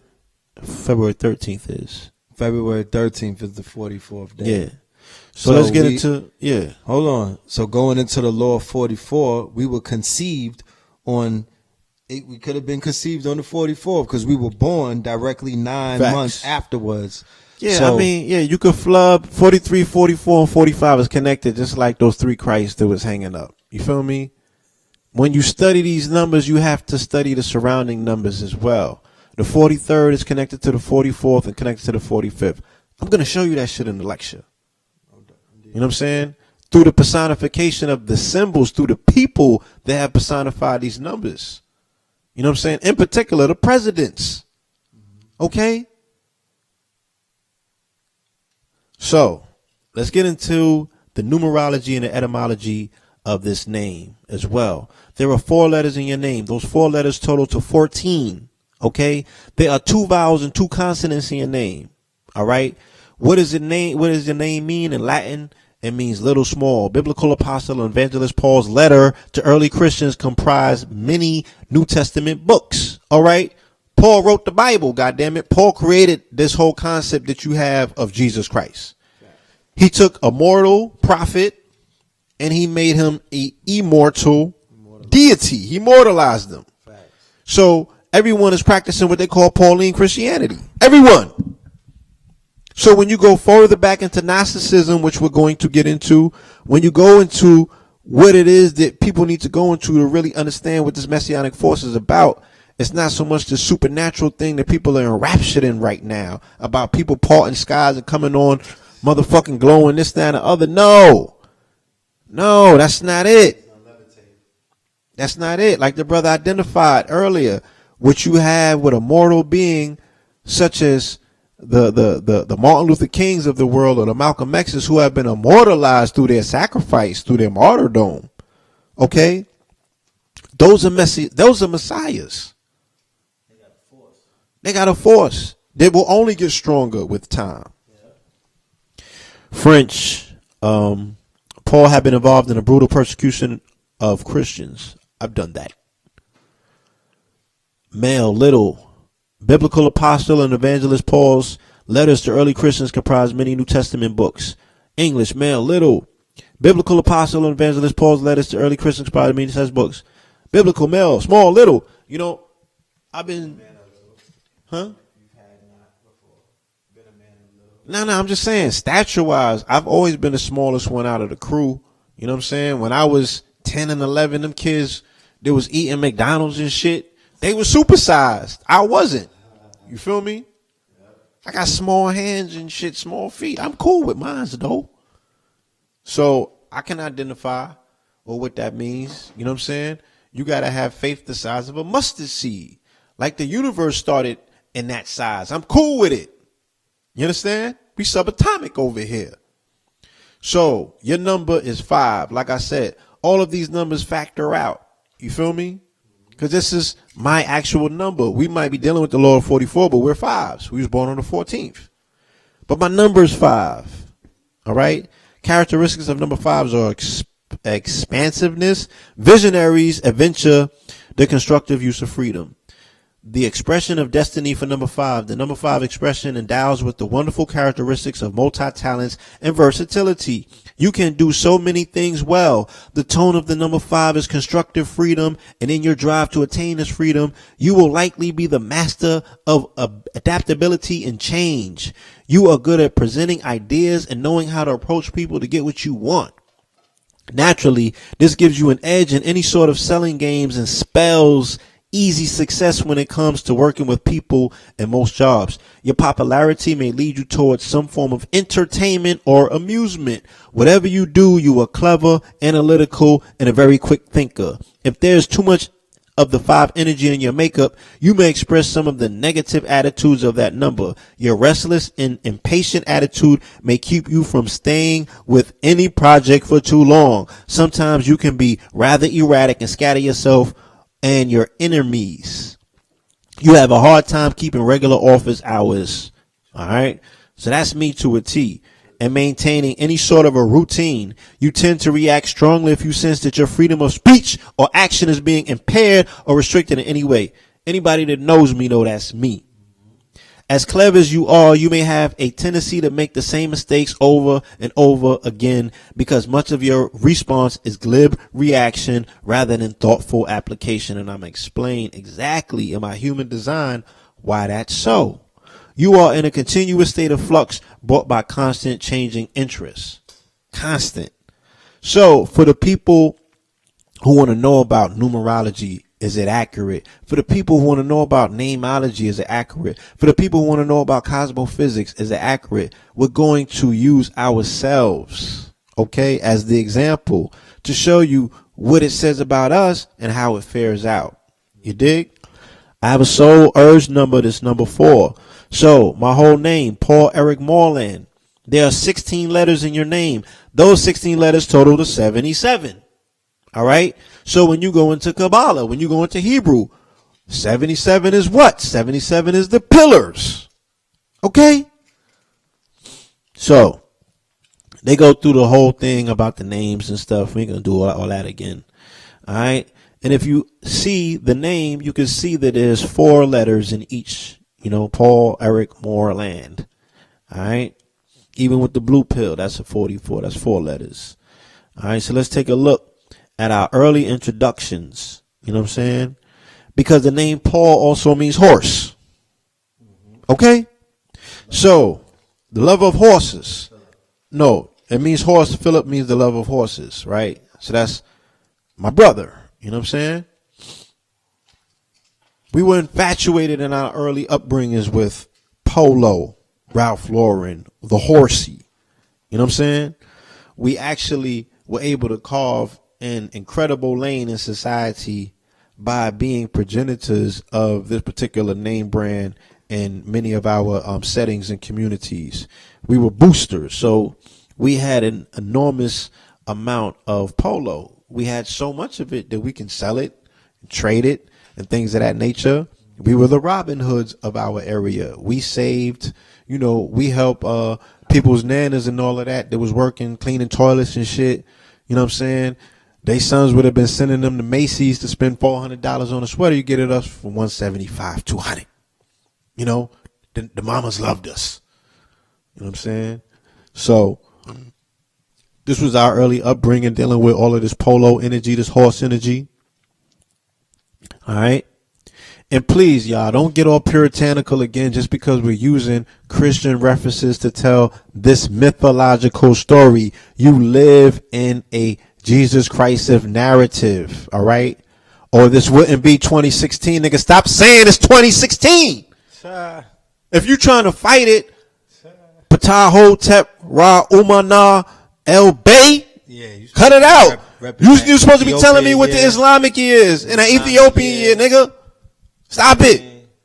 As long as it's 2017 to your ass, then you acknowledge the fact that you living under this Christ energy. Stop it. Judeo-Christian society. We're giving you bars so you can deal with it and look at it from a different perspective. We're furnishing you with a new set of eyes. All right? Take it up with your fucking pastor or your nana. She taught you the wrong way. We figured this shit out.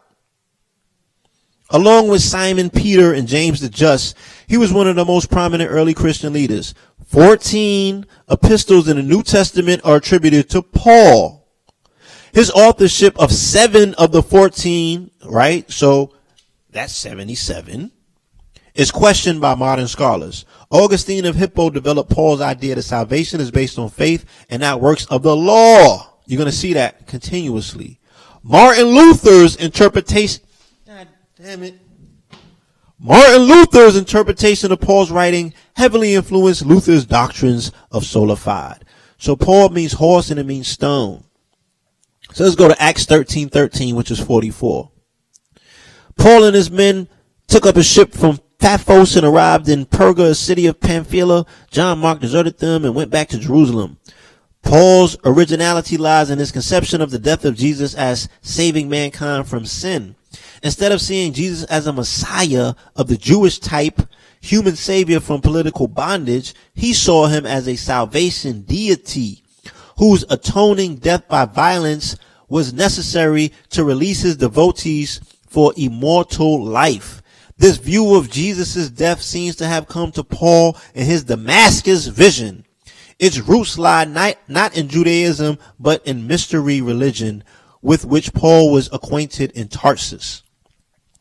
The violent deaths of Osiris, Attis, Adonis, and Dionysus brought divinization to their initiates. Paul, as founder of the new Christian mystery, initiated the Eucharist, which is the eating of the flesh, right, and the drinking of the blood, echoing the communion meal of the mystery religion. So he incorporated these quote-unquote pagan traditions in the religions that he came across into what he created that you call Christianity.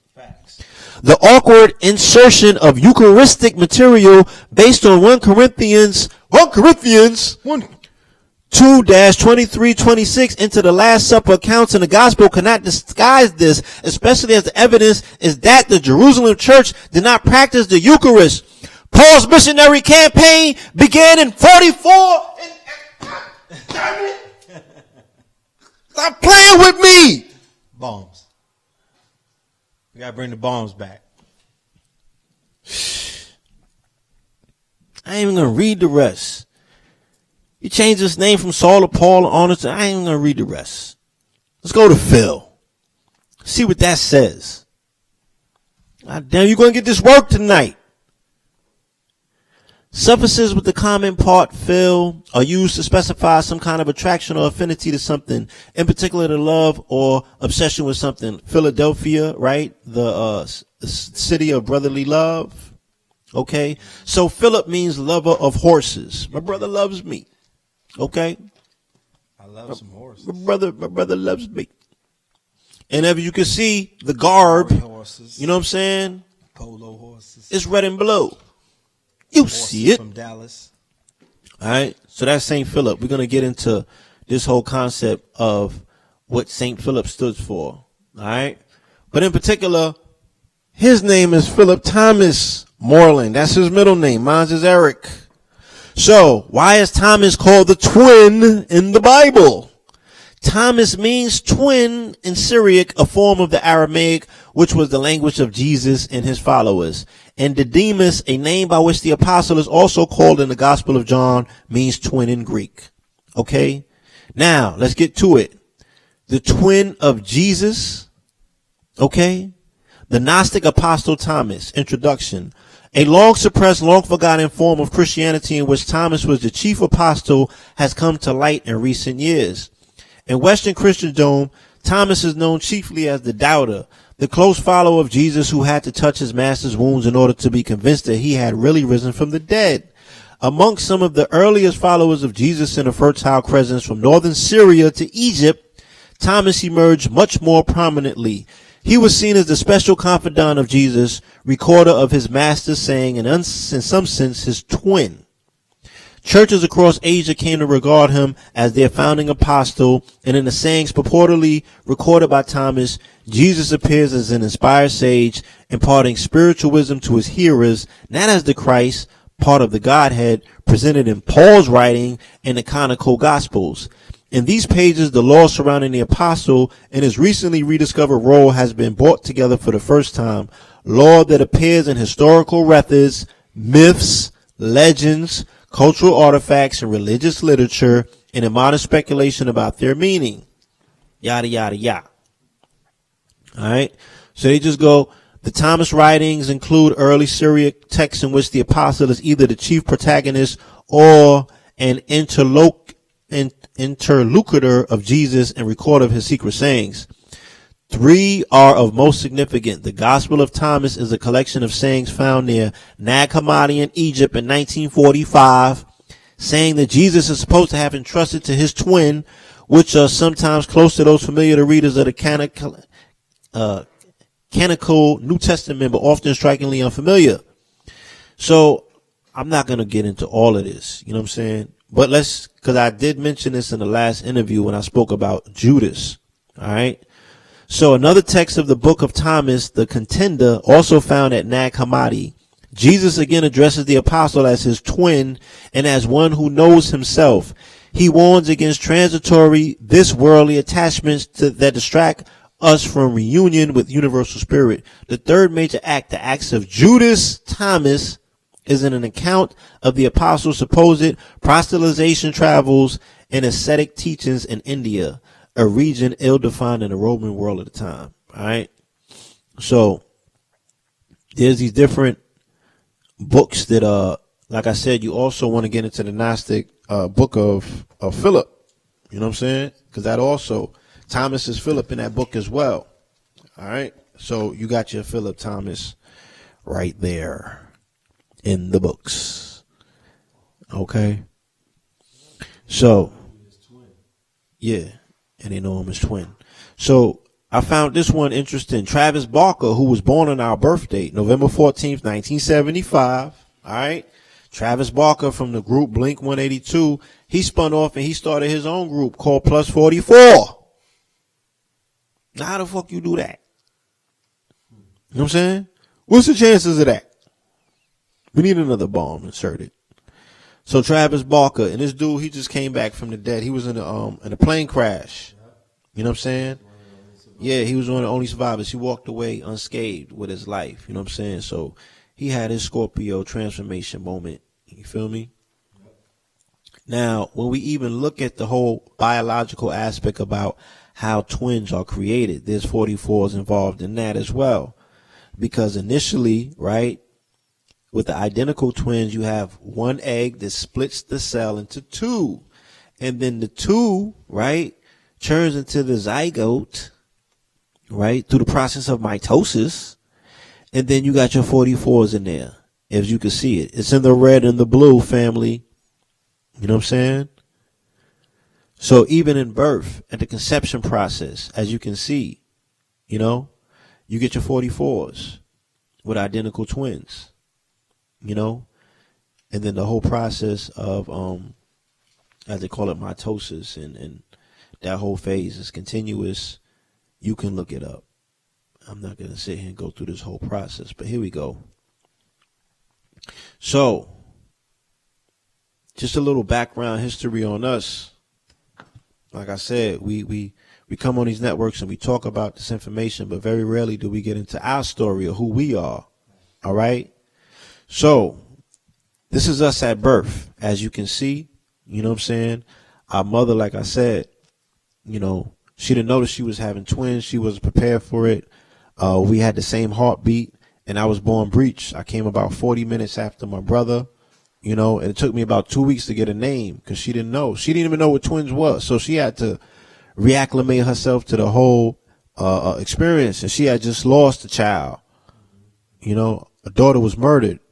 So she was very grief-filled, but she was very happy that she was blessed with this gift, you know what I'm saying, this double gift of life.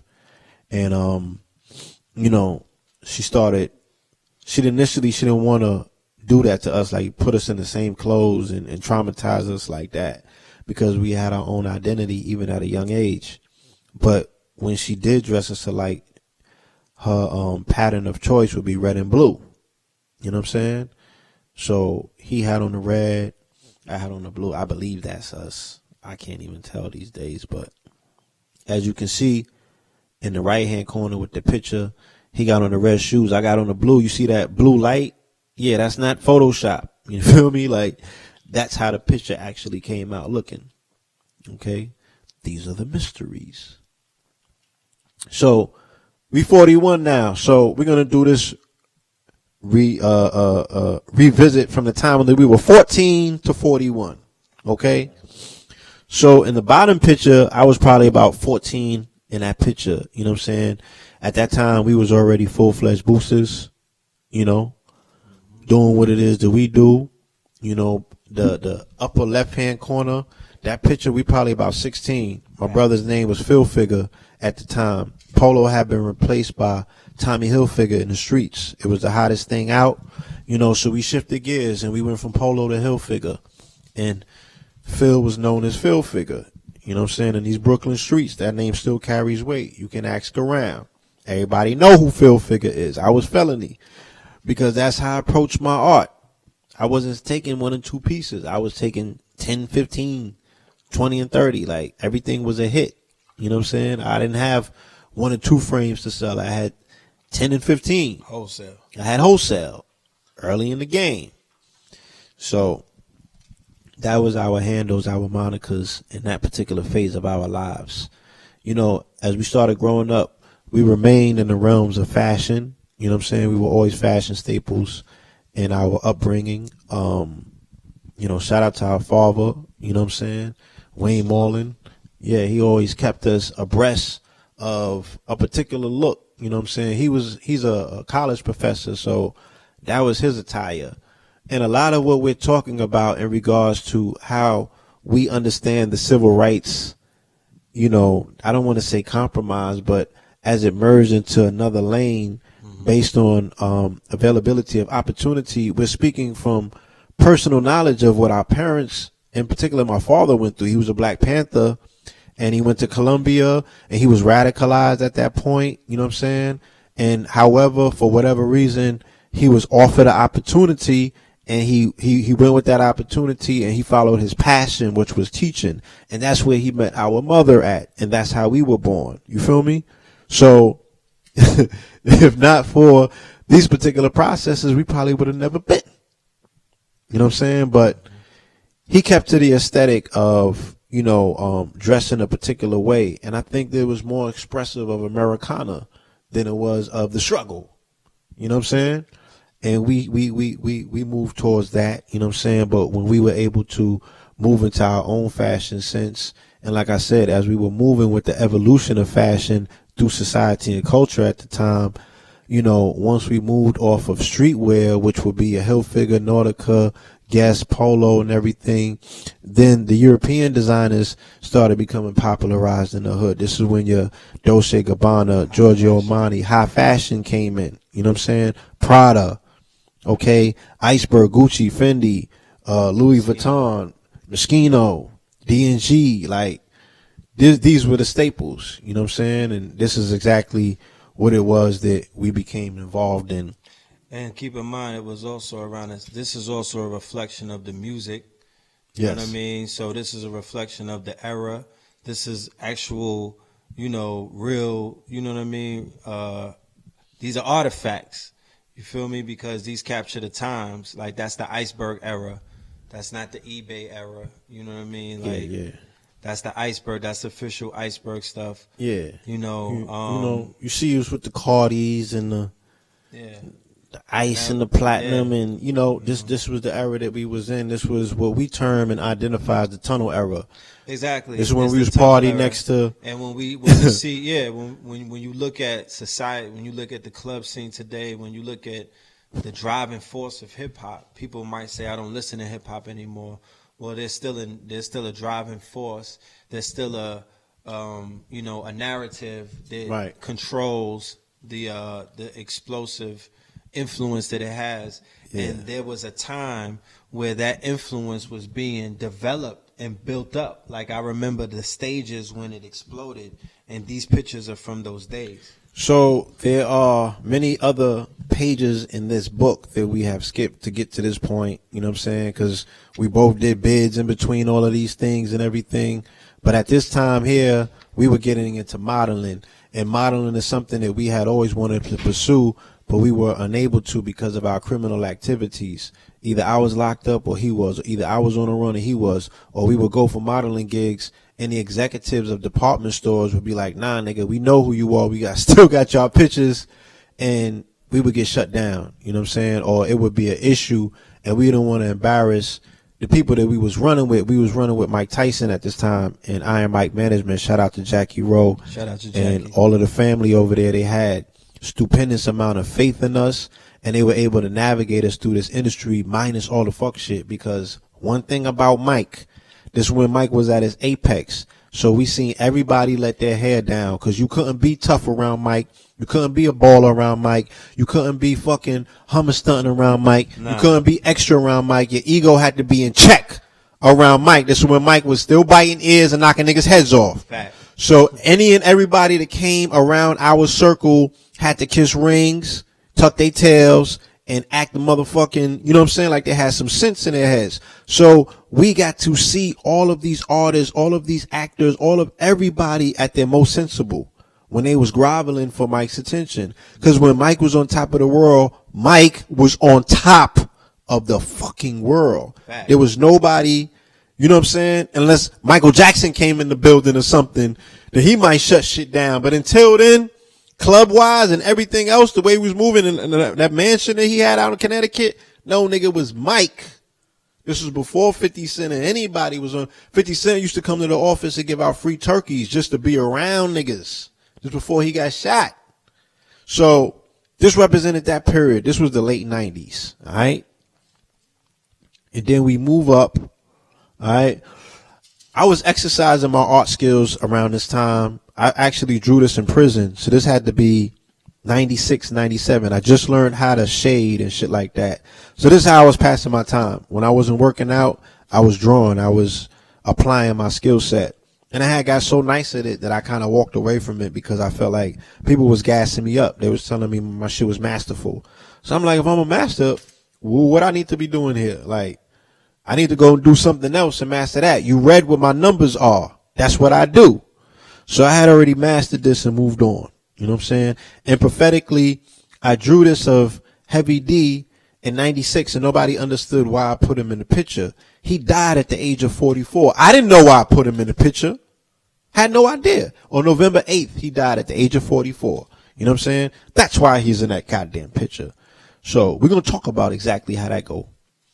So 2001, right? We leave Iron Mike Entertainment and I go and I pursue my passion, what I went to school for actually. All right. Which was journalism. Okay. So a partner of mine, shout out to JP, starts a hip hop newspaper called Four Corners. All right. Just so happens I become a writer at this paper. Okay. During the times that the towers come down.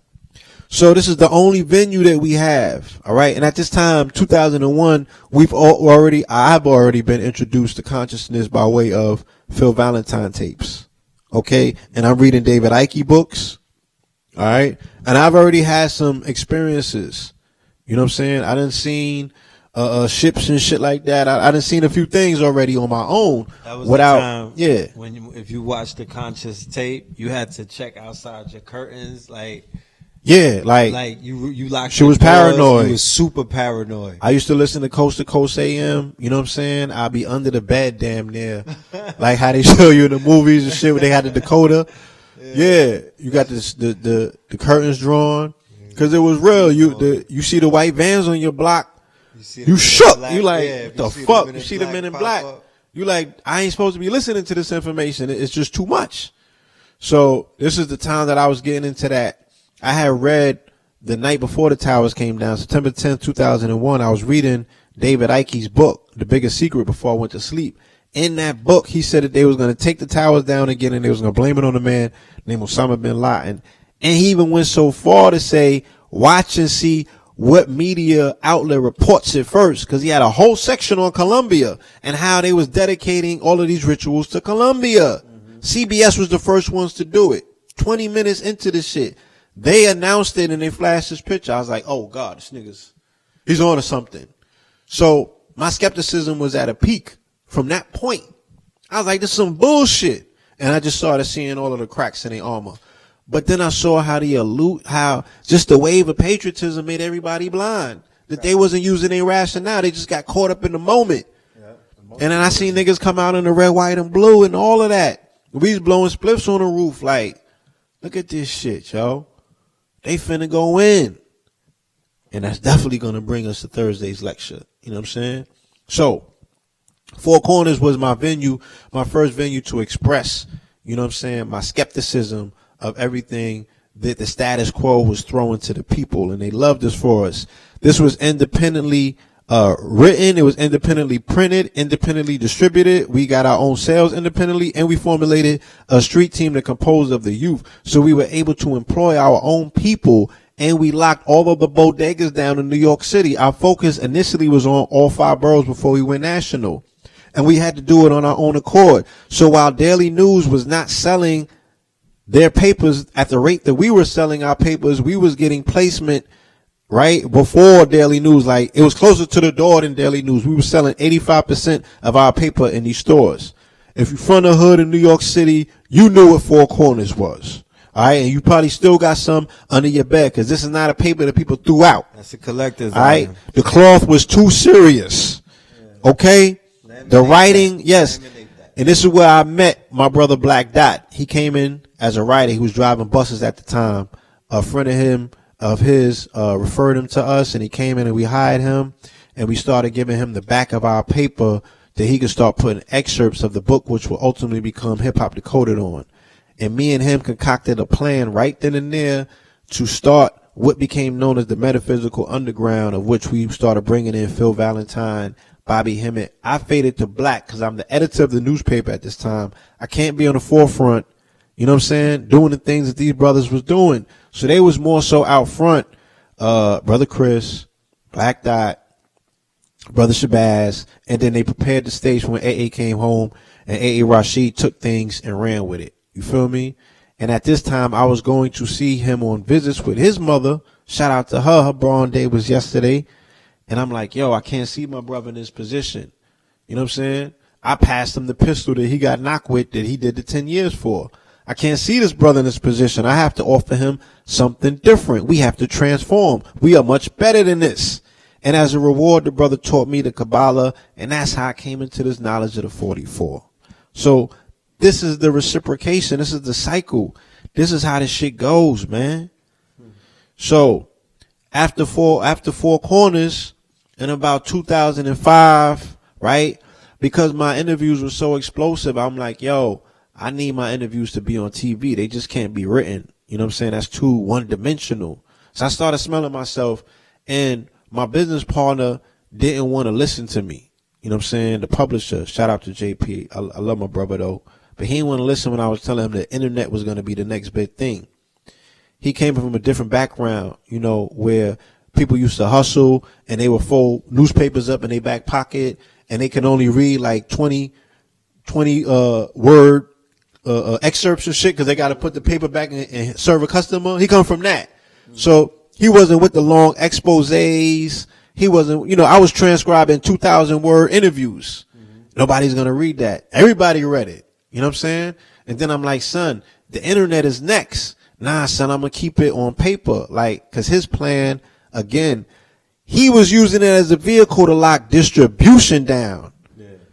He was just concerned with distribution, not so much for the paper, a distribution company, period. Yeah. A hotline to push other products through. He was using the paper just to get in the door. So he didn't want to give up bodegas. He didn't want to give up his concentration on his initial plan was, I'm like, son, you have to shift your plan. We have to go online. It's going digital. My brother will tell you, I had the first fucking layout for digital newspapers and all of that in 2003, where the technology would fold. Yeah. The shit that they came out with like 3 years ago at one of the CSS shows. I had all of my ideas already. How the shit would beam from a satellite. Right. If you have a subscription, and you could fold you could have it pliable where it's folding and all of that. Niggas ain't want to listen to me, son. So I run into a childhood friend of mine. He's doing video. He got a public access show on called Street Knowledge. You know what I'm saying? He's like, son, I could tape them interviews for you. You know what I mean? And we could put them on TV. So once Four Corners ran his course and some other things were going on, which I won't speak on, I was like, yo, I'm going to go do this Street Knowledge thing, you know what I'm saying, with my homie, with Majesty. So we started doing Street Knowledge TV, you know what I'm saying? At this point, I can't account for where Red is at. He was probably still doing bits. I don't know. Where he was at? Now, I don't know. 2005. Yeah, bro. I was in Miami. Okay. Doing it big. We're going to get to Miami. Nah, you said doing biz. I was in Miami doing it big. I was working with Pitbull. And I was with Duo Live. That. Right. Okay. So, you know, shout out to Rich. You know what I'm saying? Niggas say you're the best interviewer in the game, but niggas never interviewed Kermit. Niggas never interviewed Kermit. That's Dark Kermit. This was before the Dark Kermit. All the memes came out. So I done interviewed everybody in the game. Like, I had a lot of fun in this world when I was doing this. This what? Big Soldier! Big Soldier. Hold on. Hold on. The very first time Big Soldier. Big Soldier came to New York right after his hit, I interviewed Big Soldier like, Draco. you know what I'm saying? Before the Draco came the out, Draco. like, what's my shorties right here? Nuck, if you buck. Duck, wide up. Nuck. Yeah, shout out my Nah, dude man. Nick Cannon. Like, I got so many interviews Clef. that people never seen the light of. Okay, so I was hustling on 2/5 at the same time that we had the TV show. We were subsidizing our movement by hustling. You know what I'm saying? Me and Majesty, we had to hustle up. We had to buy all of our merchandise because the industry didn't open no doors for us. They was actually trying to keep us out because we didn't have no handlers. And we were dangerous because we had a camera with no handlers. And that was a no-no in the industry because everything was screened. Everything was dealing with their secret society. I don't give a fuck what nobody say, okay? I got into the inside, so I know what was on the inside, all right? They have a secret cabal. Not so much as we're talking fraternal, just they had they fuckboy shit. You know what I'm saying? Like, this person knows that person knows this person, and they could call up on you and get you shot down. That's how they play that game. And then they will have some other shit on the back end that we ain't gonna talk about. All right? So, these were all of the interview. Well, you know, now I'm saying I was just doing my thing. I was the red carpet interviewer. That's the nanny. I'm interviewing Nelly. That's Steve Stout. Hoops, right? And then we got snatched up by Sony Epic, okay, to do Nipsey Hussle's project. You know what I'm saying? We had 1 million hits. We had launched our YouTube in 2007, January 1st, 2007, along with our blog, Street Knowledge Media. All right. And we was already had 1 million something views by 2008. So Sony Epic Music came and they snatched us up. You know what I'm saying? And we was heading the online media division of Epic. All right. And our first artist, our first project was Nipsey Hussle. And my partner here, Majesty, was granted access to the 60s by Big U. And he went out there and shot a documentary for Nipsey that we put on World Star called Turned Up. And we was using that phrase before anybody was using it. All right, just like when Red was at J Records with Hurricane Chris, Ratchet. they was using Ratchet, right? 5150. Coming from Shreveport, Louisiana before anybody else was using it. Shout out to Baby 3, okay? So, yeah, we had shot the doc for Nipsey, and the shit did 1 million views in 24 hours. And all 3 installments did 1 million views in 24 hours. And we ain't cut no checks to World Star. All right, the labels didn't know, they didn't understand online politics, and nobody had a relationship with Q. We had to forge the relationship ourselves and get it on World Star. And just based out of curiosity alone and the fact that Nipsey has such a personality, he did 1 million. All right, but Sony didn't want to cut the check because it wasn't part of the budget. They was like, yeah, you got 1 million views, but that's not record sales. He don't got a record on the radio. So they allocated us a budget for 6 months. What they allocated us for 6 months, we did in 3 months. So when we came back for a contract renegotiation, they was like, yo, we can't renegotiate for y'all because y'all did the shit that y'all was supposed to do too quick and we don't got no more money. Right? This was right before Mike died. And then Mike died and I never went back because they still was telling us they was broke. So that shit changed everything. All right? Because I'll get into that. So this is just some more clips of, you know, we will be hustling and then get fresh and go right to the Apollo. That's most definitely when he was at the Apollo. You know what I'm saying? This is us in the street. You know what I mean? We used to be super duper gaudy out there. Yeah, they was because getting it. niggas was hating on us in Harlem, so we was trying to lure the stick up kids in and all that. We had something for them.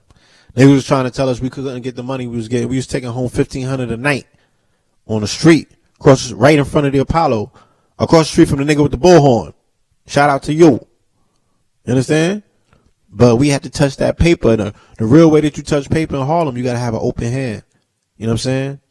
You can't deal with fractions in Harlem. You got to touch as many people out there as possible if you want to walk away with the bag. Facts. So we was getting Taurus money. We was getting Young and May money, Young Thug money. We was getting all the money in Harlem. Everybody that passed through there was shopping with us. All the rappers was coming to see us. You know what I'm saying? We was treating the shit like it was our beachfront, like we had sand at the beach, like we was dumbing out there getting that bread. It was called the Apollo Kids. Yeah, we was called the Apollo Kids. We was killing them. So, yeah, this is Red. You know what I'm saying? He was in Miami at the time doing his thing. Shout out to Big T. Shout out to Pitbull. You know what I'm saying? Perp. Yeah.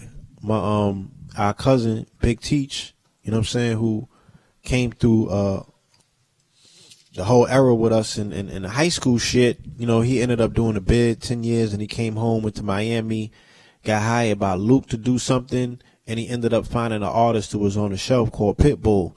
He put his heart and his passion into Pitbull, took him off the shelf, and then they popped off, took Miami over, and Red was there for that. All right. So his first clothing line, right? Because he was a stylist at that time. You know what I'm saying? You see the shit that he's wearing with the army patches, like all these niggas is wearing now? Yeah. Yeah, he did that first. Okay? Soldier street culture. All right? So Soldier Couture is what we was calling it. All right? And that's what he was popping off in Miami. And then when he came to New York, all right, I threw him one of my drawings because he wanted to set up next to Sinetta. You feel me? So he had to get something cultural popping. And he used one of my drawings because this shit had to be in the street. It was too hot to be sitting in the crib. You know what I mean? And the rest is history. That's where Kings County was born from. You're looking at the first images. All right? So that's how we popped that off. Now, our very first lecture. Okay? Very first lecture. Blueprint 322. Okay? November 29th. What year was that? 2009. Okay, so this is the very first time that I introduced any concept about the Law of 44. There's a brother out there, and I'm calling him a brother because he's a brother in information. He's a brother in decoding, but he's a European. His name is Zachary, and he has the nerve to be on his channel saying he was the first one on YouTube using gematria to decode. You're wrong, bruh. You know what I'm saying?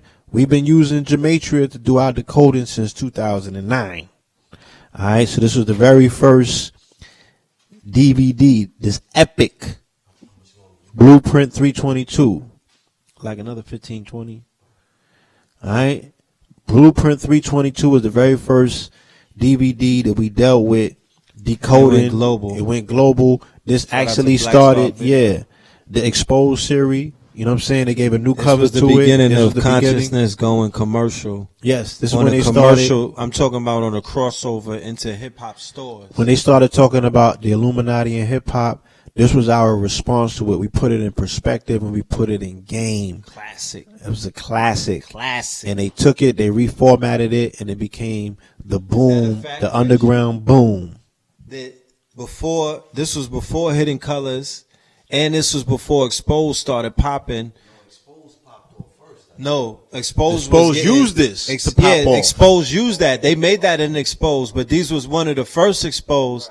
And then when we saw it in Black Star video, remember that was a big thing. Niggas was like, son. And they didn't believe it. They like, got Blueprint 322 in Black Star. Huh? But remember, they changed that cover. That's not our cover. Yeah. They gave it this cover, embodied it. Yeah, and we was embodied like, it with this cover. They making it, and this was and the I was first. Going, look, I was so in this Best was the Buy first crossover going one. Under the ground to the Africans because they had the bootleg shit underneath. You had to go through several doors. Nigga, I went down there and seen they had stacks of these shits. And they was like, yo, these shits moving like hotcakes. You feel me? And I did my thing on this. So, yeah, that's when I first wung it.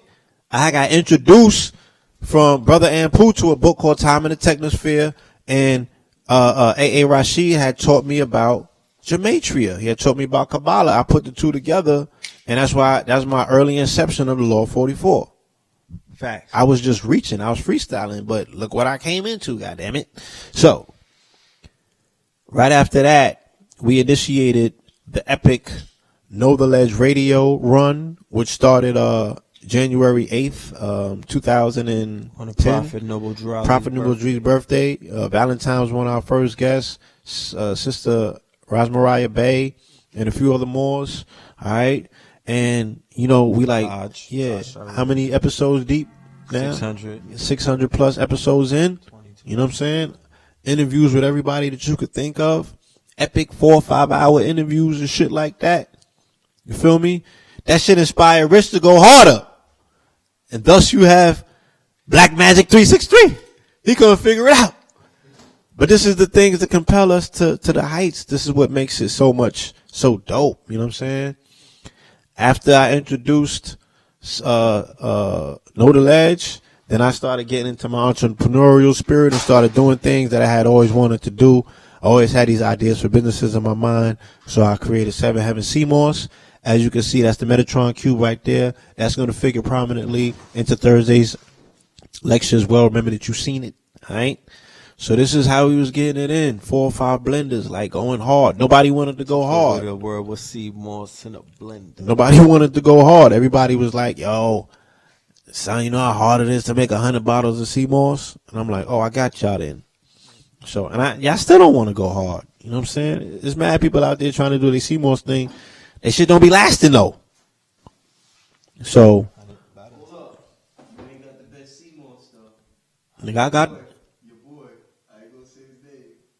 You know what I'm talking about. I don't know what you talking about. Nigga, I got the. You know what I'm talking about, right? Nah, I have no idea. Please, I'm trying to find out. Shit. Salute, Delbert. Shit. Yeah, that's Delbert with his 7 Heaven. I got the best CMOS, nigga. I don't know what you talking about. So, right after the CMOS, I introduced the water. You know what I'm saying? The gold water. I was the first one that I know of to put motherfucking gold in water. You got niggas running around here trying to act like they did that first too. And that's the reason why we got to do this, because motherfuckers are running around with your shit and start rewriting your story and you still alive. It's all about legacy. Like you don't got pictures and witnesses and documents and shit. Shout out to Mama Pill. She know what I'm talking about. So, yeah, the gold water came next. You know what I'm saying? And like I said, I got back into my artistic bag because, like I said, at this time I was a little outside of the community when I was in to the corporate shit, tackling that. And Brother Rich called me out and he was like, "What you did in the community?" So I got into my art bag, and this is why I made the before and after picture that we spoke about the other day. This is epic.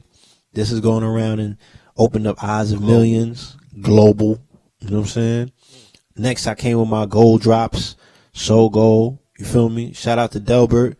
He was doing the gold drops, you know, and I remember I had went to see him, and I was asking him, can I get that distribution? And he was like, nah. And then the opportunity had presented itself, you know what I'm saying? A partner of mine put me in contact with a scientist that was making this concoction, and it was a little bit stronger than what the elder had. And I was just like, yo, let me add on. Like, it's not a market that's saturated. I'm going to be over here doing me. I'm not going to be where you at. When I was at venues where he was doing his stuff, I ain't even bring my stuff. I had other stuff to bring out. So I respected my elder, but at the same time, I had to introduce this product, you know what I'm saying? Initially as well, because like I said, I was using it in my water and people were requesting it in its concentrated form. So this is where Soul Gold came from. Then after that, okay, I introduced the jewelry line. Now, if your name ain't my J, you need to not say nothing to me about fucking jewelry, all right? You need to go sit down somewhere. You niggas have not caught up. I did this shit in 2012, my G's. I've still never seen nothing to this quality of these power pieces that came out so long ago. Y'all need to stop it. All right? Stop running with my designs. Cut it out. Find your own shit. So these are the power pieces. Come on now. Stop it. Y'all ain't doing this. Y'all not doing this. All right? Then after I finished the power piece run, I had always wanted to do something dealing with my apparel line. So out comes the apparel normal. All right. You know what I'm saying? Red was going his direction and I didn't want to impede on that. So I'm like, I got my own ideas. My shit cosmic. I'm spacey. I'm a space cadet. So I'm like, let me just do something that caters to all of these visions that were coming in my head. And to me, it's another way to do art that to me is a little quicker and it's more expansive because people can incorporate it into their everyday, right? Into clothing. And I have to have a foot into fashion because that's my upbringing. You know what I'm saying? Look at what we doing with the cotton. All right. And then, on April 4th, during the blood moon, I did my upper law 44, the theorem of everything. All right. That was dealing with the blood moons on the 4th. During the blood moon, it was 4 minutes and 44 seconds. All right. We was in LA feeding the homeless long time ago. You feel me? So this is what you call human design. All right. And we could probably end it here because it's going to blow it away. This is human design. Shout out to my brother Brian. This is a system that you can look up. It's a very intricate system. I can't explain everything right now. Only the fact that in this system, in this particular modality, they identify your 9 months of creation. They split it in two. Your first 6 months of creation is when your body is being formed, what they call your design. Their first crystal, right? 6 months, your body's being formed, right? On the 88th day before you're born, that is when your spirit now incarnates into your body, and it hits through a crystal. All right. And then now this particular crystal, if you think about quartz, how quartz captures information in it, right? Mm-hmm. Then this crystal identifies now what your spirit is dealing with in regards to your personality. This is when your spirit is your personality. Mm-hmm. You feel me? So this particular system is identifying through gates, which are codons, right?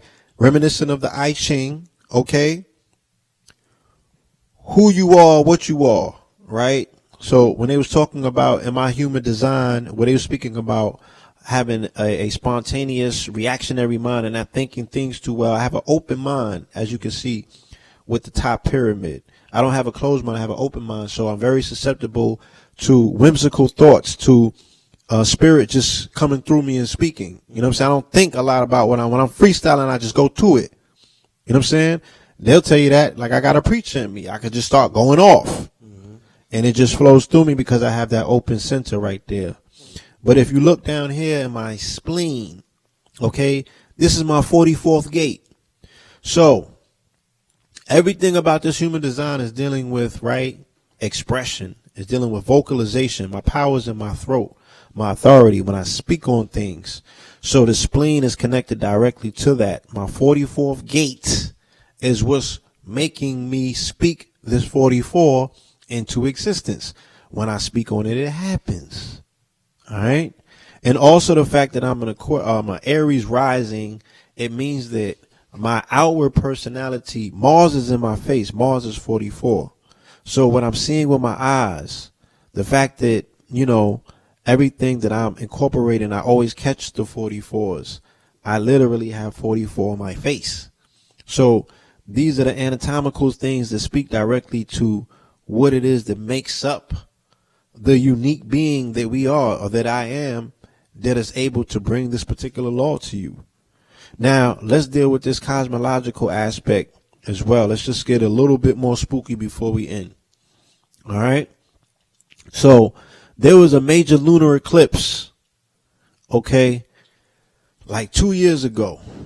All right. And it was on KT's birthday. And I was like, yo, K, yo, you got this lunar eclipse coming through. You know what I'm saying? Make sure you make it epic. Like, that's some fly shit. You know what I mean? So for whatever reason, I started looking up this particular eclipse, and I found out that this eclipse cycle, the solar eclipse it wasn't a lunar eclipse, it was a solar eclipse. I found out that the solar eclipse was part of a family of eclipse. Now, I was already into my blood moons at this point, but I didn't know about eclipse families and shit like that. I didn't know that they were speaking about these things as if they had, a continuity of lineage. You feel me? So I looked up the lineage that his solar eclipse cycle belonged to, and it belonged to a solar eclipse cycle called the Saros 143. Now, from my breakdown of the law of 44, I had already cracked the code on pi. I know that pi is 44. You know what I'm saying? They have 8 44s in the pi sequence. So if you're looking at pi, which is supposed to be these unrelated numbers, unintangible numbers, right, that go on for infinity, if you notice a pattern in that, and then the most numbers in that pattern, 8 of them are this particular number, then God damn it, that pattern has something to do directly with that number. But when you look at 3.14, God damn it, that's 44. Okay? So I go back to the 143 cycle, and automatically I'm looking at 44s. So I do a little bit more research, okay?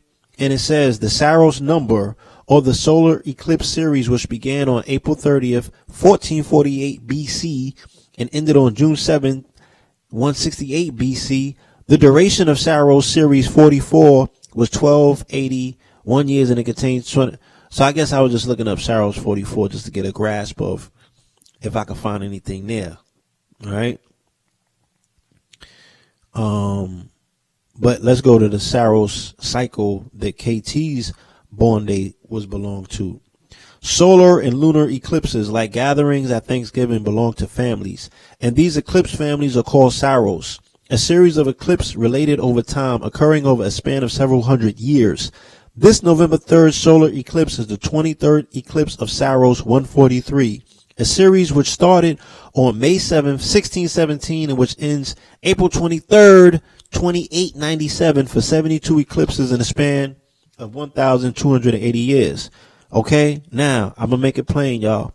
For all Saros, an eclipse occurs every 18 years and 11 days.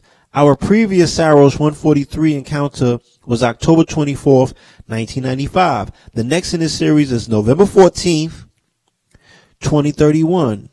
And the one after that, November 25th, 2049, another hybrid. In this entire series, there are 12 total, 30 partial, 26 annular, and 4 hybrid eclipse.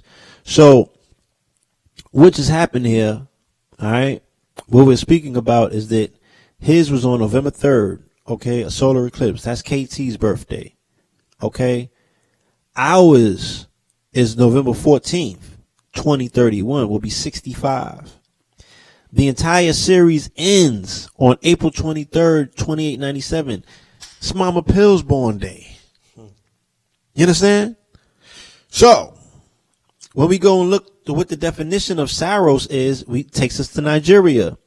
Saros, or Creole in Nigeria Creoles in Nigeria during the 19th century and early 20th century were free slaves who migrated to Nigeria in the beginning of the 1830s. Okay?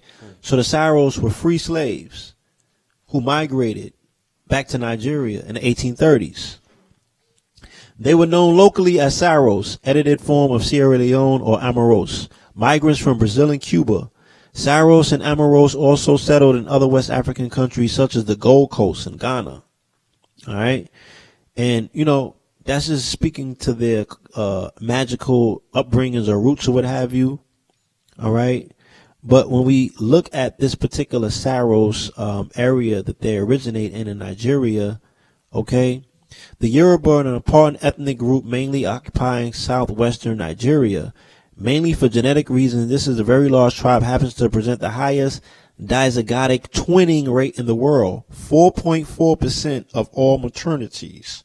The high perinatal mortality rate associated with such pregnancies has contributed to the integration of a special twin belief system within the African traditional religion of this tribe.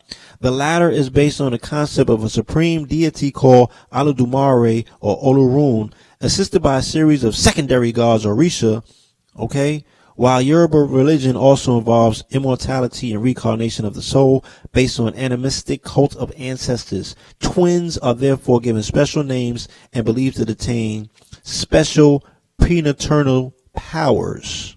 All right. So also, when we look at the origins of where our parents come from, or my mother in particular, you know, her people come from St. Croix, which is the twin city. So just like we was talking about with St. Thomas being the twins, St. Croix is the twin city, twinned with St. Thomas. And when you look at the coordinates of St. Croix, you get 17 degrees, 44. All right. And you look down here, you get 64 degrees and 44 as well. All right. Since in Yoruba religion, each person is one soul in a long line of ancestral souls. Twins are complex, sharing the same soul. But one of the two is thought to have the spiritual half of the soul, while the other has the mortal half. Since there is no way to determine which has the mortal soul and which has the spiritual soul, if one twin should die, a carving is commissioned to represent the deceased child. All right, and that's just going into the whole Ibeji and the Tewa and Kahindi and everything. I ain't gonna get into all that. All right, this is the one last synchronicity I'm gonna leave with, dealing with us. In 2015, I was at a rally. for Freddie Gray in Union Square, and I was there as a reporter reporting on it. I was waiting for Rich, matter of fact. All right. He ain't show up, but I proceeded following this particular march, and the police attacked me. You know what I'm saying? As you can see, I was taking pictures of them and shit. This when they started converging on me. All right. And I was able to put my phone in my back pocket, all right, because my quote unquote arresting officer, I was telling him everything that I needed him to do, and he was doing it. You know what I'm saying? So I was like, yo, put my phone in my pocket. He put the phone in my pocket. You know what I'm saying? Come to find out, I had already seen it on his lapel, on his pen, that it had 44 on it, because he worked for the 44 precinct. But here it go right here, just in case you need further proof or what have you, that this dude's working for the 44th precinct. They arrested 143 people that night. I was the third person that they let out. Like, they had got the fuck rid of me. I didn't take fingerprints. I didn't take they was taking the x-ray scan pictures of people's eyes. I didn't do none of that shit. I got in there, and that's when I did my inside investigation on Black Lives Matter. I had seen what I needed to see. I saw the inner workings of it because they snatched the leadership up. And I just had to be a fly on the wall, and they was telling all their business in there. And I was like, yo, this shit is something else. Like, people have no idea. You know what I'm saying? Like, they was on some shit like, yo, I'm trying to get arrested over 100 times. Like, I'm trying to be like King. You feel me? These were career protesters. They was trying to rack up arrests for credentials. Yeah, for credentials, for talking points. Yeah, for talking points. For resume. Hold on. All right. So it's 2:30, y'all. I got so much more to get into it. As you can see, you know what I'm saying? I'll take you back. It's 1,000 slides in here. You feel me? Yeah, Thursday, Eventbrite.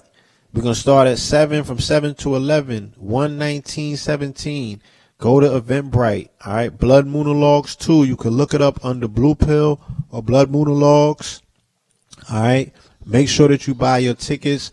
I'm going to delve all the way into this political cycle. We're going to get more into this entire Christian narrative. I got so much more that I want to share with you about that I didn't get a chance to get into tonight. We're going to delve into the NFL. We're going to show you how that's really the new religion in this country. Throw the Christianity shit out the window. Like, you need to be looking at the NFL. That's where the rituals are taking place. So we're going to show and prove once and for all right, and make this law as clear as possible. All right. And peace, love, and light, y'all. Thank you for journeying with us.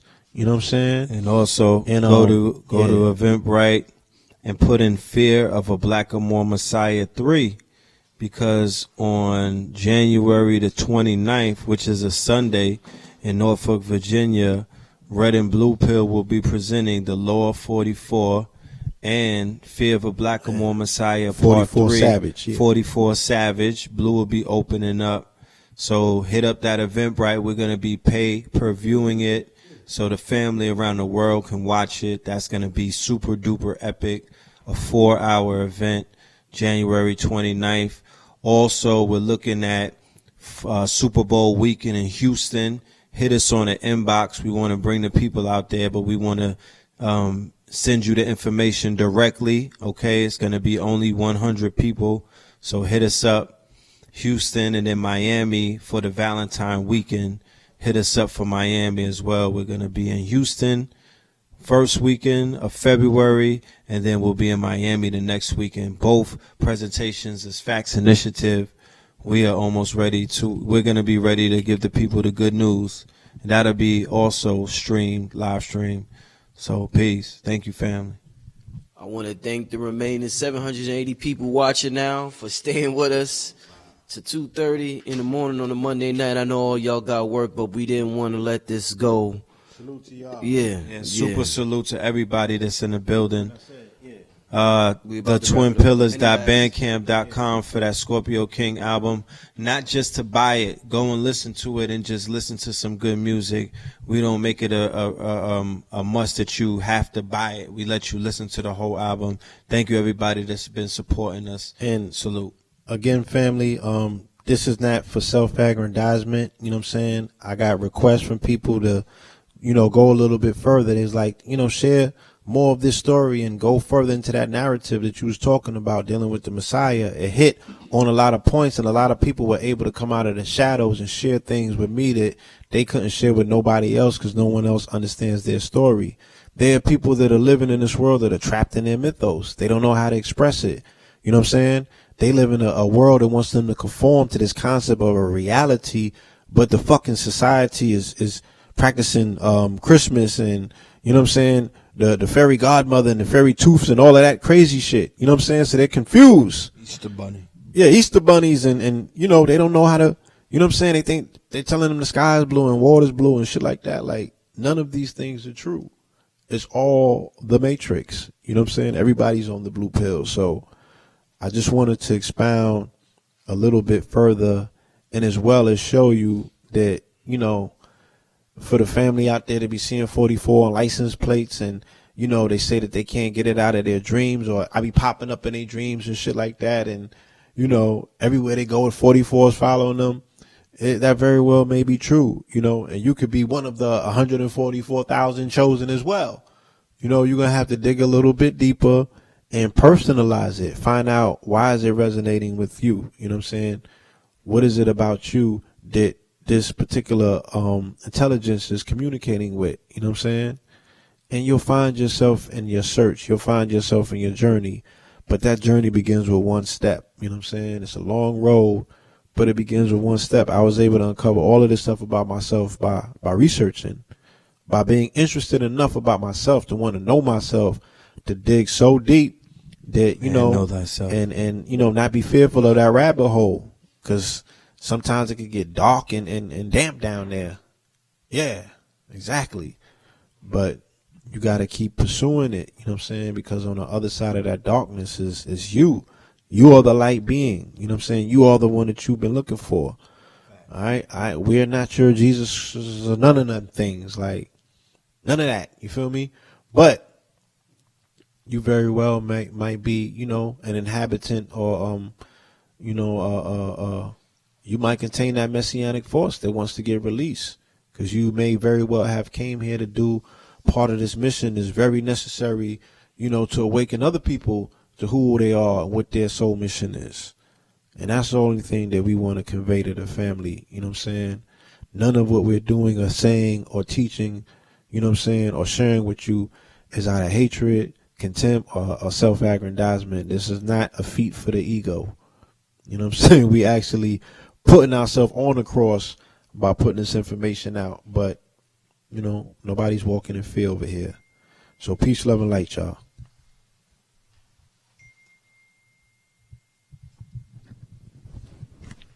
Yeah, we wrapping it up, y'all. We signing out, family. Good night. We'll see you next time. I'm stopping the stream. Peace.